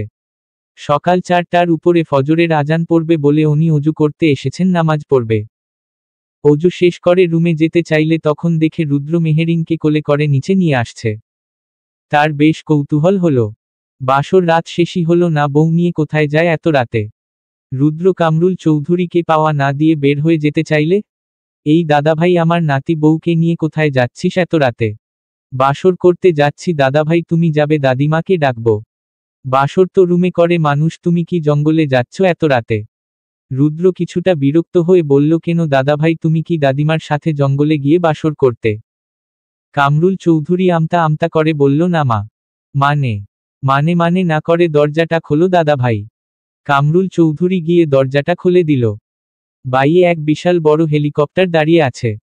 রুদ্র, মেহেরিন আর পাইলট 3 জন চলল কানাডার উদ্দেশ্য। বেচারা কামরুল চৌধুরী আশেপাশে ভালোভাবে দেখল কেউ তাকে দেখেছে কিনা। বাড়ি ভরতি মেহমান, তারা যদি কোনো ভাবে জানতে পারে রুদ্র এত রাতে মেহেরিনকে নিয়ে চলে গেছে, তাহলে কি হবে? যাই বাবা, কেউ কিছু বুঝার আগে গিয়ে শুয়ে পড়ি। সকালের মিষ্টি হাওয়া বইছে চারপাশে। বাড়ি ভরতি মেহমান। সবাই সকাল সকাল ঘুম থেকে উঠে পড়েছে। এমনকি রাহাত, আরিফ, শিমু, রিমা সহ সবাই। সবাই রুদ্র আর মেহেরিনকে খাওয়ার টেবিলে খুঁজছে, কিন্তু তারা নেই এখানে। কামরুল চৌধুরী বারবার ডোক গিলছেন, যে বজ্জাত ছেলে কি না কি করে গেছে। সুলতানা চৌধুরী মনিকে বললেন মেহেরিনকে ডাকতে। মনি সাথে করে সিনহাকেও নিয়ে গেল। সিয়াম কিছুটা ঠেসে বলল আরিফকে, বলতো আরিফ, রুদ্র কোথায় গিয়েছে? আরিফের সহজ সরল জবাব, অবশ্যই বাসর ঘরে। একদমই ভুল, ওর রুদ্র রাতে কানাডা চলে গেছে বাসর করতে। মানে? বাংলাদেশে কি সমস্যা? জানি না। সিনহার বাইরে থেকে দরজা নক করার জন্য হাত দিতেই দেখে রুমের দরজা খোলা। সারা ঘরে কেউ নেই। বিছানার উপর ছোট একটা চিরকুট রাখা। সিনহা চিরকুটটা না খুলে নিচে নিয়ে আসে। নিচে এসে বসে থাকা ইভান চৌধুরীর হাতে দেয়। ইভান চৌধুরী নিজের মেজাজটা শক্ত করে বলল, বাবা, বুড়ো বয়সে এইটা কি করছো তুমি? সারা বাড়িতে মেহমান, আমাদের মান সম্মানটা কোথায় যাবে এখন? ছি বাবা, এই বলে ইভান চৌধুরী টেবিল থেকে উঠে চলে যায়। তার রাগের কারণটা সবার অজানা। ইভান চৌধুরী এমন কাণ্ড থেকে সিনহা চিরকুট খুলে জোরে জোরে পড়ল, আমরা হানিমুনে যাচ্ছি দাদাভাই, আমাদের টিকিটের ব্যবস্থা করে দিয়েছে। আমরা আসতে চাইনি, কিন্তু দাদাভাই জোর করে পাঠিয়ে দিল। তোমরা দাদাভাইকে ভুল বুঝো না, লাভ ইউ দাদাভাই। কামরুল চৌধুরী ভালোভাবেই জানত রুদ্র কিছু না কিছু করবেই। কামরুল চৌধুরী বেশ লজ্জা পেয়ে চলে গেল নিজের রুমে। বেশ কিছুক্ষণ পর সিনহার হাতে থাকা চিরকুট নিয়ে সিয়ামের মুখের সামনে নিয়ে দরে বলল, এটা কেন করলেন আপনি ভাইয়া? কোথায়? মা, মানে? আপনার হাতের লেখাটা আমি চিনিনি। সিয়াম আহমেদ, আমি আপনার বউ। কি হয়েছে সত্যিটা বলুন। আরে সিনহা, ওই রকম কিছু না। রুদ্রর অনেক আগে থেকে প্ল্যান ছিল সে কানাডা গিয়ে তার প্রথম ভালোবাসা অনুভব করবে। রাতে যখন বাসা থেকে বের হয়েছিল তখন নাকি দাদা ভাইয়ের সাথে দেখা হয়েছিল। তাই দাদা ভাইকে রাগানোর জন্য রুদ্র এটা লিখে রাখতে বলেছিল। ব্যাস এতটুকুই। বাংলাদেশের সময়ের সাথে কানাডার সময়ের অনেক বেশি পার্থক্য, মিনিমাম 10 ঘন্টা ডিফারেন্স। এখন বাংলাদেশে সকাল 8টা বাজলেও কানাডা 12টা বাজে। মানে গভীর থেকে গভীর রাত। মেহেরিন যেহেতু বাংলাদেশের সময় অনুযায়ী ঘুমিয়ে গিয়েছিল, তাই এখন বাংলাদেশে সকাল ঘুম থেকে ওঠার সময়। বেশ কিছুক্ষণ পর ঘুম ভাঙ্গে মেহেরিনের। তার শরীরের উপর কমফোর্ট দিয়ে ঢাকা অনেকটাই। সে বুঝতে পারছে না এত ঠান্ডা কিসের, এসির জন্য নাকি বাইরে শীতের তাপমাত্রা জন্য। কিন্তু বাংলাদেশে তো শীত পড়েনি। তাহলে মেহেরিন কোথায়? ঘুম জড়ানো কণ্ঠে ফেসে আসলো একটা হিন্দি গানের সুর। সে আরেকটু ভালোভাবে শোনার জন্য ফোকাস দিল গানের দিকে। ওয়া মেরা পহেলা পহেলা পেয়। মেহেরিন এক ঝটকায় বিছানা থেকে উঠে পড়ল। সে এই মুহূর্তে কোথায় আছে? তার পরিহিত লাল টুকটুকে লেহেঙ্গা। কালকে তো তার বাসর রাত ছিল, রুদ্র কই? সে একদিক সেদিন ভালো করে খুঁজল, রুদ্রকে কোথায়ও নেই। সে আরেকটু ভালো করে খোঁজার জন্য সিঁড়ি দিয়ে নিচে নামল। সোফায় বক্স জুড়ে গান শুনছে রুদ্র। এই পুরো বাড়িতে কেউ নেই, এই রুমের সব কিছু ব্ল্যাক। মেহেরিন রুদ্রর পাশে গিয়ে বসল সোফায়। আর জানতে চাইল তারা কোথায় আছে এখন। রুদ্রর ফোকাস এতক্ষণ গানের দিকে থাকলেও এখন পুরো ফোকাস তার পরীর মতন বউয়ের দিকে। রুদ্র একটানে মেহেরিনকে সোফায় থেকে নিজের কোলে বসালো। মেহেরিন কিছুটা বিরক্ত হয়ে বলল, কি করছেন, ছাড়ুন, কেউ এসে পড়বে। কেউ আসবে না বউ। আমি নিজেকে কন্ট্রোল করতে পারছি না বউ। আই নিড ইউ বউ। এই বলে রুদ্রর ঠোঁট ডুবিয়ে দিল মেহেরিনের উষ্ণ ঠোঁট। মেহেরিনের হাত গিয়ে ঠেকল রুদ্র গাড়ে। সে বুঝাতে চাইছে প্লিজ ছাড়ুন, কিন্তু পুরুষালী শক্ত হাতের সাথে পেরে উঠল না। কিছু সময় পর রুদ্র ঠোঁট ছেড়ে দিয়ে মুখ ডুবালো মেহেরিনের নরম ঘাড়ে। মেহেরিনের হাত পা কাঁপছে অজানা এক শিহরণে। রুদ্র পাজা কোলে করে নিয়ে গেল রুমে, বিছানার উপর ফেলে মেহেরিনকে আদর করতে লাগলো সারা শরীরে। দুইজনের নিঃশ্বাসের গতি বেড়ে গিয়েছে হাজার গুণ। দুজন একে অপরের সাথে আষ্টে পৃষ্ঠে জড়িয়ে যায়। হারিয়ে গিয়েছে এক অন্যরকম ভালোবাসায়। নতুন ভোর, নতুন জীবন, নতুনভাবে পথ চলা শুরু। একটি জীবনের সাথে আরেকটি জীবন মিলেমিশে একাকার হয়ে আছে। কানাডায় শীতের তাপমাত্রা বাংলাদেশের তুলনায় অনেকটাই বেশি। চারপাশে কুয়াশা, ঠিক মতন বাইরের পরিবেশটাও বোঝা যাচ্ছে না। কানাডার মতন একটা বড় শহরে রুদ্র নিজের পছন্দের বাড়িটা দাঁড় করিয়েছে, যেখানে বিশাল বড় করে লেখা মেহেরিকা ড্রিম হাউস। এই বাড়িতে কেউ থাকে না। মাঝে মাঝে রুদ্র আসতো, কিন্তু অসুস্থতার কারণে আসা হয় না অনেক দিন। তবে মাঝে মাঝে লিমন এসে দেখে যেত। মেহেরিন গুম গুম জড়ানো কণ্ঠে বলল, আপনার ভারী হাত সরান আমার থেকে। দুইজনের পা থেকে গলা পর্যন্ত কমফোর্ট দিয়ে ডাকা। রুদ্র মেহেরিনকে না ছেড়ে ফের আবারও নিজের কাছে নিয়ে জড়িয়ে ধরল। এই বেহা লোক, আমাকে ছাড়ুন। ছি, কি সব বলছো? নিজের জামাইকে কেউ বেহা বলে? হ্যাঁ, আপনি বেহা। আমার জামা কই? ফেলে দিয়েছি। মানে কোথায় ফেলে দিয়েছেন? মেহেরিন কাঁদো কাঁদো গলায় বলল, প্লিজ আমার জামাটা দিয়ে দেন। এখানে তো আমার কোনো জামা নেই, আমি কি পরব? রুদ্র ভাবলে শিল গলায় বলল, ঠিকই তো, কি পরবে তুমি এখন? মেহেরিন কিছুটা রেগে গিয়ে বলল, জানেন না যখন কি পরব, তাহলে ফেলে দিয়েছেন কেন? রুদ্র কমফোর্ট গায়ে জড়িয়ে দিতে দিতে বলল, কিছু পরতে না, তোমাকে এমনি সুন্দর লাগে। আমি আমার জীবনে এতটা লজ্জাহীন পুরুষ দেখিনি। আপনি আসলেই বেহা। মেহেরিন আবারও সুরে পড়ল আর ভাবতে থাকলো কি হবে এখন। তার পেটের মধ্যে ইঁদুর ছোটাছুটি করছে, তার ভীষণ ক্ষুধা লেগেছে। কি খাবে এখন সে? মেহেরিন রুদ্রকে ডেকে বলল, আমার ক্ষুধা লেগেছে ভীষণ, কি খাবো এখন আমি? রুদ্র নিজের ঠোঁটে ঠোঁট কামড়ে বলল, আরে বউ, তুমি তো আমাকে খেলেই পারো, খিদে কমে যাবে। চৌধুরী বাড়িতে সবাই বসে আছে একসাথে। পারভিন চৌধুরী সবাইকে কফি দিচ্ছেন। সিনহা পারভিন চৌধুরীকে সাহায্য করবে বলে তার কাছে গেল। কফির কাপ হাতে নিয়ে আসছে বাকি লোকদেরকে দেয়ার জন্য। তখনই সিনহার হাত থেকে কাপগুলো নিচে পড়ে যায়। সাথে সিনহাও মাথা ঘুরে পড়ে যায় ফ্লোরে। সিয়াম দৌড়ে এসে সিনহাকে তুলে নেই। সিয়ামের সাথে সাথে সবাই আসে। সিয়াম পাজা কোলে নিয়ে যায় রুমে। চোখে মুখে পানুর ছিঁড়া দিয়ে তথারতি কল করে ডক্টরের নাম্বারে, তাদের পরিচিত ডক্টর। ফোন করার সাথে সাথে চলে আসে। সিনহাকে ভালোভাবে দেখে সবকিছু পরীক্ষা নিরীক্ষা করে বলল, চৌধুরী সাহেব, খুশির সংবাদ আছে। আপনি তো নানা ভাই হতে চলেছেন। ডক্টরের কথায় সবাই বেশ খুশি হলেন। সিয়াম তো খুশিতে আত্মহারা। সিনহার চোখের কোণে কার্নিজ ভেয়ে পড়ল নোনা জল। মা হওয়া যে কতটা খুশির সংবাদ, যারা মা হয়েছে তারাই একমাত্র জানে। ইভান চৌধুরী ফোন করলেন তার বেয়াই আনোয়ার আহমেদকে, খুশির সংবাদটা দিলেন। তারাও অনেক বেশি খুশি হয়েছে এই সুসংবাদ শুনে। কানাডার অ্যাক্সফোর্ড বিছানায় শুয়ে আছে রুদ্র আর মেহেরিন। হঠাৎ করে ফোনের শব্দে ঘুম ভেঙে যায় দুজনের। রুদ্র ঘুম জড়ানো কণ্ঠে কল রিসিভ করে বলল, এই অসময়ে কল করেছিস কেন? সিয়াম 32 পার্টি বের হাসতে হাসতে বলল, তোকে একটা গুড নিউজ দেওয়ার জন্য। হ্যাঁ বল, কি গুড নিউজ শুনছি আমি। সিয়াম খুব এক্সাইটেড হয়ে বলল, তুই মামা হতে চলেছিস আর আমি বাবা। শালা তুই তো খুব ফাস্ট। তুই দেখেনিস আমার ছেলে হবে আর তোর মেয়েকে আমি আমার ছেলের বউ করে নিয়ে আসব। তারপর তোকে সারা জীবন আমার পেছনে পেছনে ঘুরাবো। শালা শখ কত, ফোন রাখো। মেহেরিন জিজ্ঞেস করল, কি বলল সিয়াম ভাইয়া, কেন কল করেছিল? কি আর বলবে, বিয়ের প্রস্তাব দিল। কার বিয়ের? ওর ছেলের আর আমার মেয়ের। মেহেরিন আর কোনো প্রশ্ন করল না, বরং ভাবল বিয়ে করার পর হয়তো পাগল হয়ে গিয়েছে, নয়তো আবোল তাবোল কথা বলবে কেন। মেহেরিন কমফোর্ট গায়ে জড়িয়ে নিল। বিছানার পাশে পড়ে থাকা কালকে রাতের পরিহিত রুদ্রর শার্ট নিয়ে চলে যায় শাওয়ার নিতে। পেছনে পেছনে রুদ্রও যায়। বেশ কিছুক্ষণ শাওয়ার নিল। রুদ্র কাছে যাওয়ার চেষ্টা করলে মেহেরিন এক ঝটকায় ফেলে দেয় আর বলে, অনেক পেন হচ্ছে আমার, দূরে থাকুন। সিয়াম আরিফ সহ সবাই চলে আসবে সামনের সপ্তাহে কানাডা, যেহেতু তাদের কোম্পানি সব কাজ এখানে। 1 মাস পর লিমন এখন বাংলাদেশে আছে। তার ভীষণ ভালো লেগেছিল মুনিয়াকে। লিমনের বাসা থেকে মুনিয়াদের বাসায় বিয়ের প্রস্তাব পাঠালে সবার সম্মতিতে লিমন মুনিয়ার ছোটখাটো একটা আয়োজন করে বিয়ে পড়ানো হয়। আগের সপ্তাহে আরিফ সিয়াম সহ সবাই চলে এসেছে।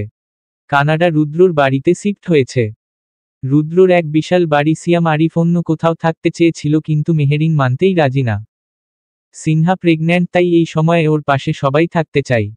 চৌধুরী বাড়িটা এখন একদম শূন্য। তবে সবাই মিলে কানাডা থেকে মাঝে মাঝে আসে চৌধুরী বাড়িতে। মেহেরিন চৌধুরী বাড়িতে থাকতে চাইলে রুদ্র এলাও করে না। তার বিয়ে করা বউ তার কাছেই থাকবে, তার থেকে দূরে নয়। রফিক চৌধুরী বয়স হয়েছে, সে এখন আর আগের মতন নিয়ম করে কোম্পানিতে যায় না। রাহাদের সাথে সাথে মৃদুল যাই রাহাদকে সাহায্য করতে।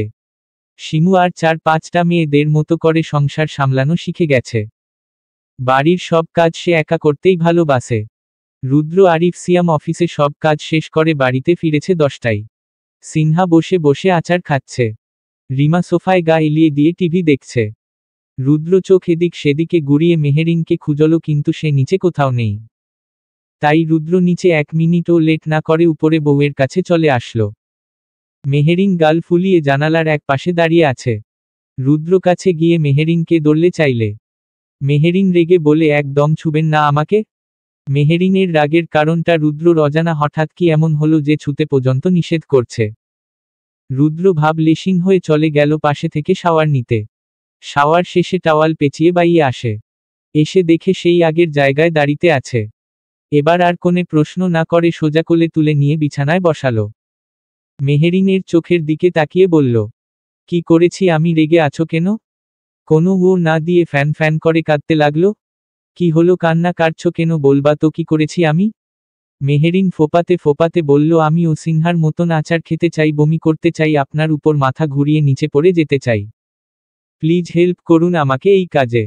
রুদ্র নিজের মেজাজ হারিয়ে বলল, কি বলছো এসব আবোল তাবোল? কোনো আবোল তাবোল বলছি না আমি। বেবি চাই আমার সিনহা মতন। Please give me one baby please. কিসের বেবি? তুমি তো নিজেই বাচ্চা, আগে তুমি বড় হও পরে বেবি দিব। রুদ্র মেজাজ শক্ত করে ফেলে বিছানা থেকে উঠে যেতে চাইলে। আপনার মুরদ নেই বেবি দেয়ার, এটা বলেন তাই এত এক্সকিউজ দিচ্ছেন। হাউ ডিয়ার ইউ, তুমি আমাকে ইনসাল্ট করছো। রুদ্রর রাগকে পাওয়া না দিয়ে রুদ্রর হাত টানতে টানতে বলল, চলুন আমার সাথে। রুদ্র আরও চটে গিয়ে বলল, কোথায় যাব আমি? দাঁড়া, যে বেবি অর্ডার দিয়েছি আনতে যাব। Let's go. মেহেরিনের এমন উদ্ভব কথাই রুদ্র বেশ বিরক্ত হলো। সে থাকার পর কিনা দারাজ থেকে অর্ডার দিবে। মেহেরিনকে বিছানায় ছুঁড়ে ফেলে দিয়ে মেহেরিনের উপরে দুহাতের উপর হাত রেখে কানের কাছে মুখ নিয়ে বলল, চলো বেবি প্রসেসিং এর কাজটা শুরু করি। দেখতে দেখতে কেটে গেল 5টি বছর। সময় পরিবর্তনশীল। কেটে যায় সময়, কেটে যায় বছর, শুধু বেঁচে থাকে কিছু স্মৃতি। চৌধুরী বাড়িটা আগের থেকে বেশ শূন্য। ইভান চৌধুরী পাশে বসে খবরের কাগজ পড়ছেন। রফিক চৌধুরী, কামরুল চৌধুরী বেশ অসুস্থ, ঠিকভাবে চলাচল করতে পারেন না, বয়স অনেক বেশি হয়ে গিয়েছে। সুলতানা চৌধুরী আর পারভিন চৌধুরী বসে আছে সোফায়। সুলতানা চৌধুরীর বয়স হয়েছে বেশ, চোখে মোটা ফ্রেমের চশমা পরেন। তাকে আর আগের মতন কোনে কাজ করতে দেই না শিমু। এই পরিবারের প্রত্যেকটা মানুষের দায়িত্ব পালন করে শিমু। সে সবার ঠিক মতন খেয়াল রাখছে। তার কোল আলো করে একটা রাজপু এসেছে যার বয়স 4 বছর, নাম রাখা হয়েছে ইয়ামিন চৌধুরী। এক কথায় সে সকলের চোখের মণি। রাহাত যেমন ছেলেকে চোখে হারায় তেমন ছোট ইয়ামিনও বাবাকেও চোখে হারায়। বাবাকে খুব ভালোবাসে। কানাডার শব্দবিহীন একটি শুনশান রাস্তায় পাশ দাঁড়িয়ে এক বিশাল বাড়ি। যেখানে বাড়িতে একটা সময় কেউ ছিল না, আজ সেই বাড়িটাও পরিপূর্ণ। রিমার বাচ্চার বয়স 2 বছর, যার নাম রেখেছে আয়াত। একদম ছোট বাচ্চা, আদো আদো করে একটু একটু করে কথা শিখছে। সিনহা গ্লাসে দুধ নিয়ে ঘুরছে ছেলের পিছু পিছু। সে একদম কিছু খেতে চাই না বলা চলে, জোর করে খাওয়াতে হয়। সিয়াম যখন বাসায় থাকে সেই বুঝিয়ে খাওয়াই। সিনহার ছেলের নাম আদনান আহমেদ, যার বয়স 4.5 বছর। সিনহা আদনানকে দুধ খাওয়াতে ব্যর্থ, তাই সে মন খারাপ করে বসে আছে। এটা রোজ রোজের কাহিনী। সিনহা মাঝে মাঝে বেশ বিরক্ত হয়ে যায়। সিয়াম অফিসে যাওয়ার জন্য রেডি হয়ে আসছিল। তখনই দেখে সিনহার মন খারাপ করে বসে আছে। তার মন খারাপ দেখে সিয়াম বুঝতে পেরে গেল মা ছেলের এমন কাণ্ড প্রায় প্রতিদিনই হয়। সিয়াম সিনহার থেকে গ্লাস নিয়ে আদনানের কাছে যায়। বাপ ছেলে মিলে কি যেন আলাপ করে, সেই ফাঁকে সিয়াম টপ করে দুধটা খাওয়াই আদনানকে। বাবা মেয়ে মিলে শুয়ে আছে বিছানায় একে অপরকে জড়িয়ে। আজকাল মেয়ের জন্য মেয়ের মাকে কেউ তেমন পাওয়াই দেয় না। মাঝে মাঝে ভীষণ মন খারাপ হয় মেহেরিনের। এই পিচ্ছি মেয়েকে এত বেশি আদর করতে পারে, কিন্তু আমাকে একটুও আদর করতে পারে না।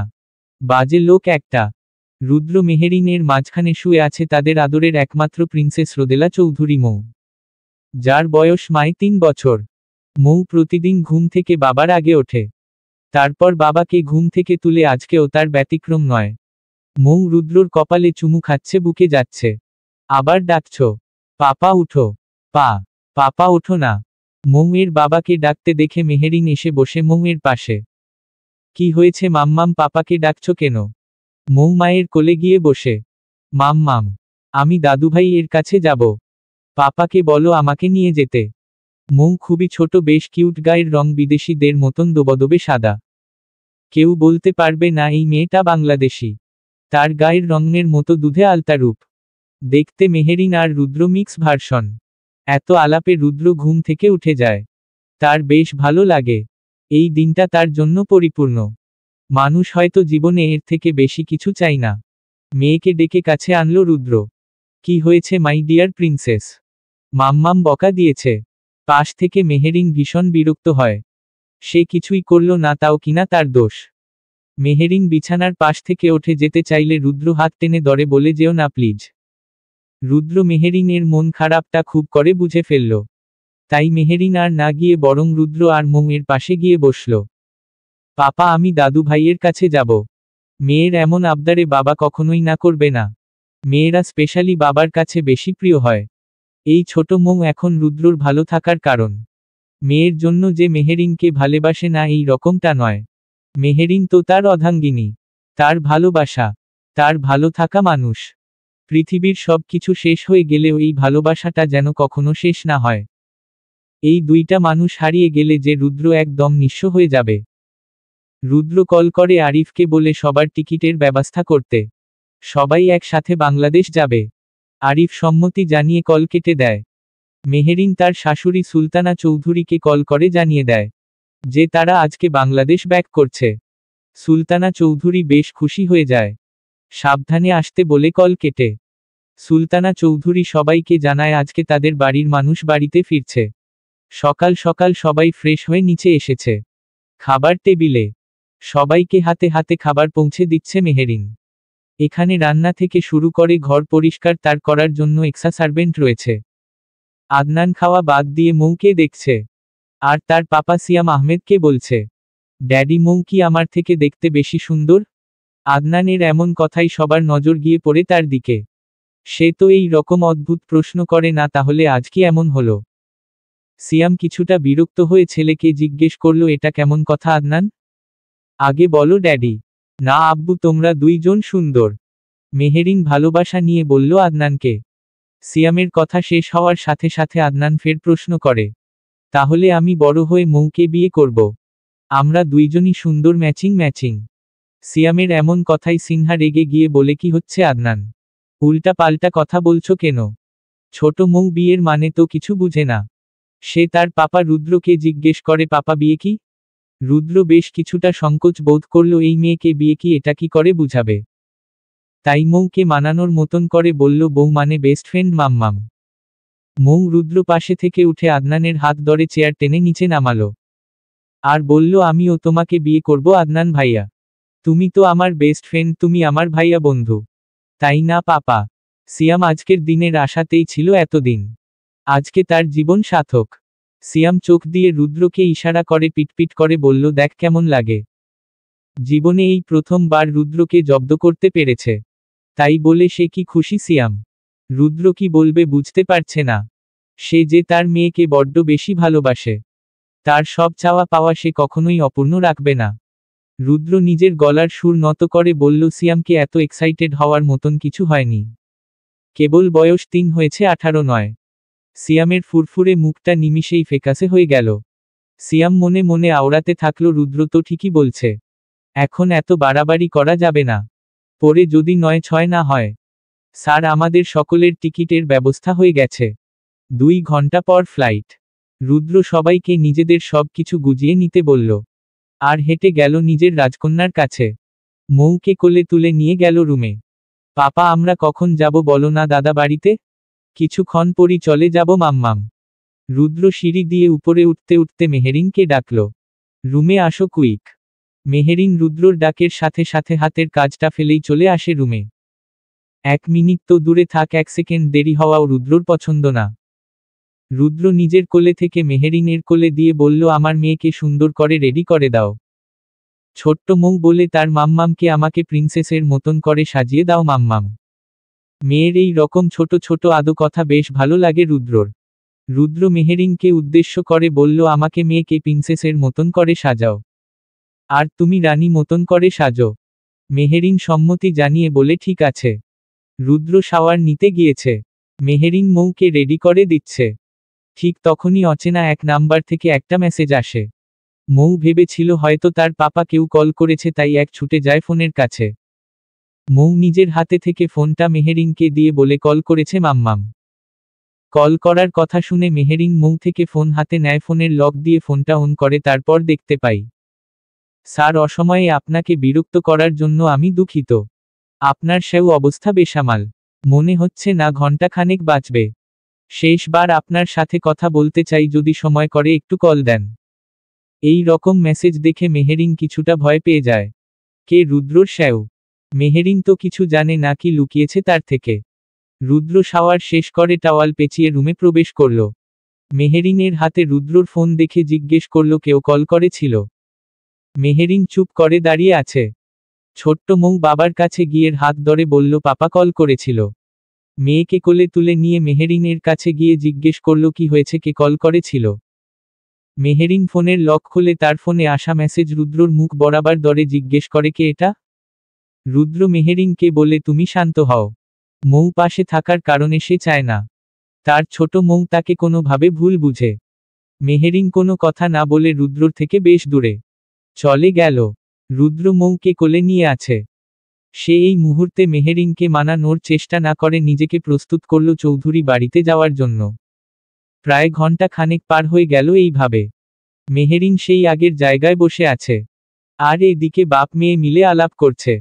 সিয়াম আর আদনান এসেছে মৌকে সাথে করে নিয়ে যেতে। আদনান সিয়ামের কোলে থেকে নেমে মৌকে নিয়ে আসে, আর সিয়াম রুদ্রকে তাড়া দিয়ে বলে, প্লিজ তাড়াতাড়ি আই, আমরা সবাই নিচে অপেক্ষা করছি। রুদ্র মেহেরিনকে মানানোর জন্য কাছে গেলে মেহেরিন জানায় সে কোনো কিছু জানার জন্য আগ্রহী নয়, সে তার পার্সোনাল লাইফ নিয়েই থাকুক। রুদ্র বেশ বিরক্ত হয়ে যাচ্ছে। মেহেরিনকে ড্রেস চেঞ্জ করে নিচে আসতে বলে রুদ্র হনহনিয়ে রুমে থেকে দ্রুত গতিতে চলে যায়। এতে মেহেরিন আরও বেশি বিরক্ত হয়। সবাই একসাথে অপেক্ষা করছে নিচে, তারা এখন সবাই মিলে চলে যাবে এয়ারপোর্টে। মেহেরিন গাড়িতে বসার পর গাড়ি স্টার্ট দেয় নিজেদের গন্তব্যস্থানে পৌঁছানোর জন্য। মেহেরিনের মন খারাপ দেখে ছোট মৌ মায়ের কোলে গিয়ে বসে, আর তার মাম্মামকে বলে, মাম্মাম, তোমার কি মন খারাপ? তুমি কি দাদু বাড়িতে যেতে চাও না? মেহেরিন মেয়েকে মানানোর জন্য বলে, না আম্মু, আমার মন খারাপ না। রুদ্রর ফোনে বারবার সেই অচেনা নাম্বার থেকে মেসেজ আসছে। রুদ্র কিছু সময়ের মধ্যে বিরক্ত হয়ে উঠেছে। রুদ্র নিজে কল করে বলে, ওয়েট করো, আমি বাংলাদেশে আসতেছি। চৌধুরী বাড়িতে তাদের প্রিয়জন আসছে। শিমু সবার জন্য রান্না করছে। হাতে হাতে সাহায্য করে দিচ্ছেন সুলতানা চৌধুরী। দীর্ঘ 5 ঘন্টা পর চৌধুরী বাড়ির সামনে বড় বড় 2টা গাড়ি চলে এসেছে। গাড়ির শব্দে ছোট ইয়ামিন দৌড়ে সুলতানা চৌধুরীর কাছে গিয়ে বলল, দাদু চলো, মৌ আসছে, বড় বাবা আসছে, আদনান ভাইয়া আসছে। ইয়ামিনকে কোলে তুলে নিয়ে সুলতানা চৌধুরী বাইরে যায় সবাইকে আনতে। সুলতানা চৌধুরীর পেছনে আসে বাড়ির বাকি সবাই। কানাডা থেকে সবাই চলে এসেছে। ইয়ামিন রুদ্রকে বড় বাবা ডাকতে ডাকতে কোলে উঠেছে। মৌকে কোলে নিয়েছে সুলতানা চৌধুরী। সবাইকে বাড়ির ভেতরে প্রবেশ করে। সবাই নিচে কিছু বসে কথা বলে উপরে চলে যায় নিজেদের রুমে ফ্রেশ হওয়ার জন্য। মেহেরিন সকালের বিষয়ের জন্য এখনও রেগে আছে রুদ্রর উপর। সে কোনো কথাই বলছে না। এতে বেশ বিরক্ত হচ্ছে রুদ্র। রুদ্র অনেকটাই রাগান্বিত হয়ে যায় আর মেহেরিনকে দেয়ালের সাথে পিঠ ঠেকিয়ে দাঁতে দাঁত কিরমির করতে করতে বলে, তোমার সমস্যা কি? ইগনোর করছো কেন আমাকে? হাজবেন্ড হই আমি, তোমার কোনে পরপুরুষ নয়। মেহেরিন ব্যথায় কুকরাতে কুকরাতে বলল, ব্যথা লাগছে আমার, আমাকে ছাড়ুন। রুদ্র তার ছিল্লের হাসি হেসে বলে, খুব লাগে তাই না? তাহলে আমাকে ইগনোর করছো কেন? মেহেরিনের চোখ রাগে লাল রক্তবর্ণ ধারণ করে ফেলেছে। আপনি এখনো ঠিক হননি তাই না? কাকে বন্দি করেছেন?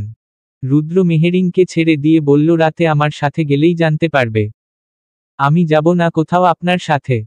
আমি বলেছি মানে তুমি যেতে বাধ্য। এর মধ্যে ইয়ামিন মৌকে রুমে নিয়ে এসেছে তার ড্রেস চেঞ্জ করাবে বলে। মৌ রুদ্র কাছে গিয়ে বলল, পাপা আমাকে যে চকলেট দিয়েছ ওই চকলেট ভাইয়াকেও দাও। মৌয়ের মুখে চকলেটের কথা শুনে মেহেরিন কয়েকটা চকলেট এনে দিল ইয়ামিনকে। আর মৌ ড্রেস চেঞ্জ করে দিল। মৌ আর ইয়ামিন একসাথে নিচে চলে গেল তার দাদাভাই এর কাছে। রাত প্রায় 10টা। সবার খাবারের ব্যবস্থা করেছে শিমু, সাথে সাথে সাহায্য করছে রিমা। মেহেরিন রিমার বেবি ছোট হওয়ায় ঘুমিয়ে গিয়েছে। মেহেরিন মৌকে খাবার খাইয়ে দিচ্ছে।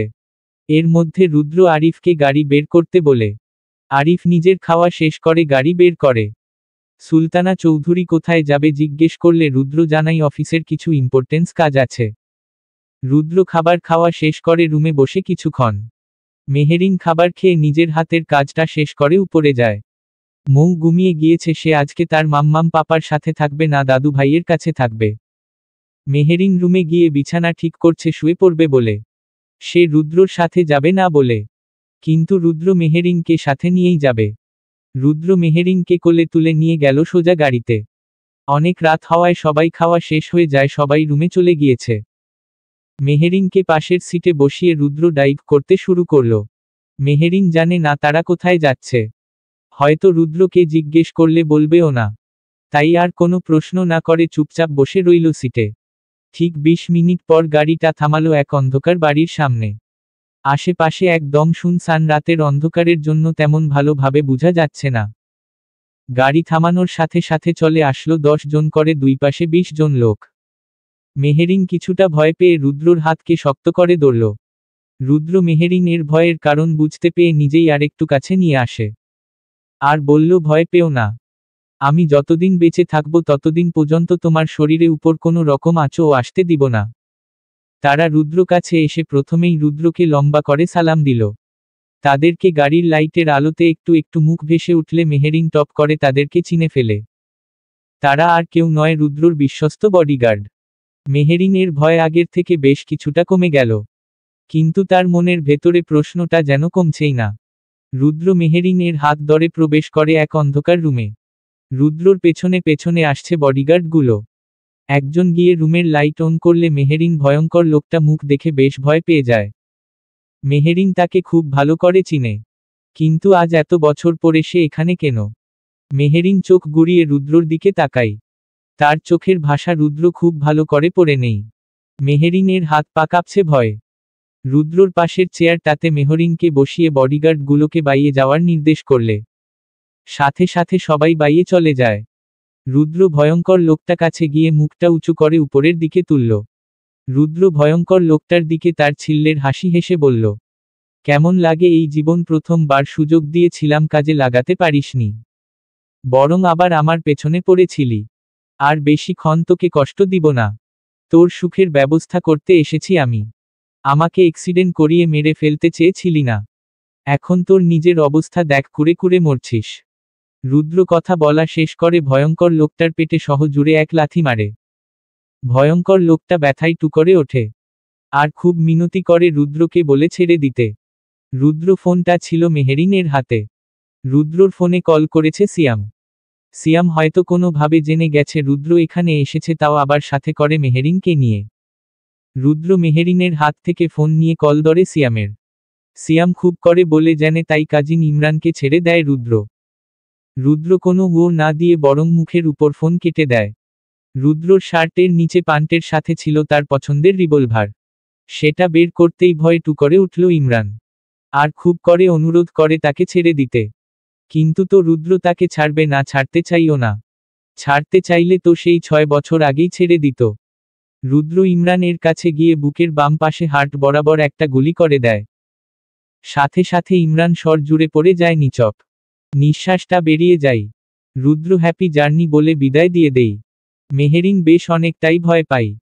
রুদ্র নিজের হাত পাশে থাকা পানির কলে ধুয়ে নেই। মেহেরিনকে নিয়ে চলে আসে গাড়িতে।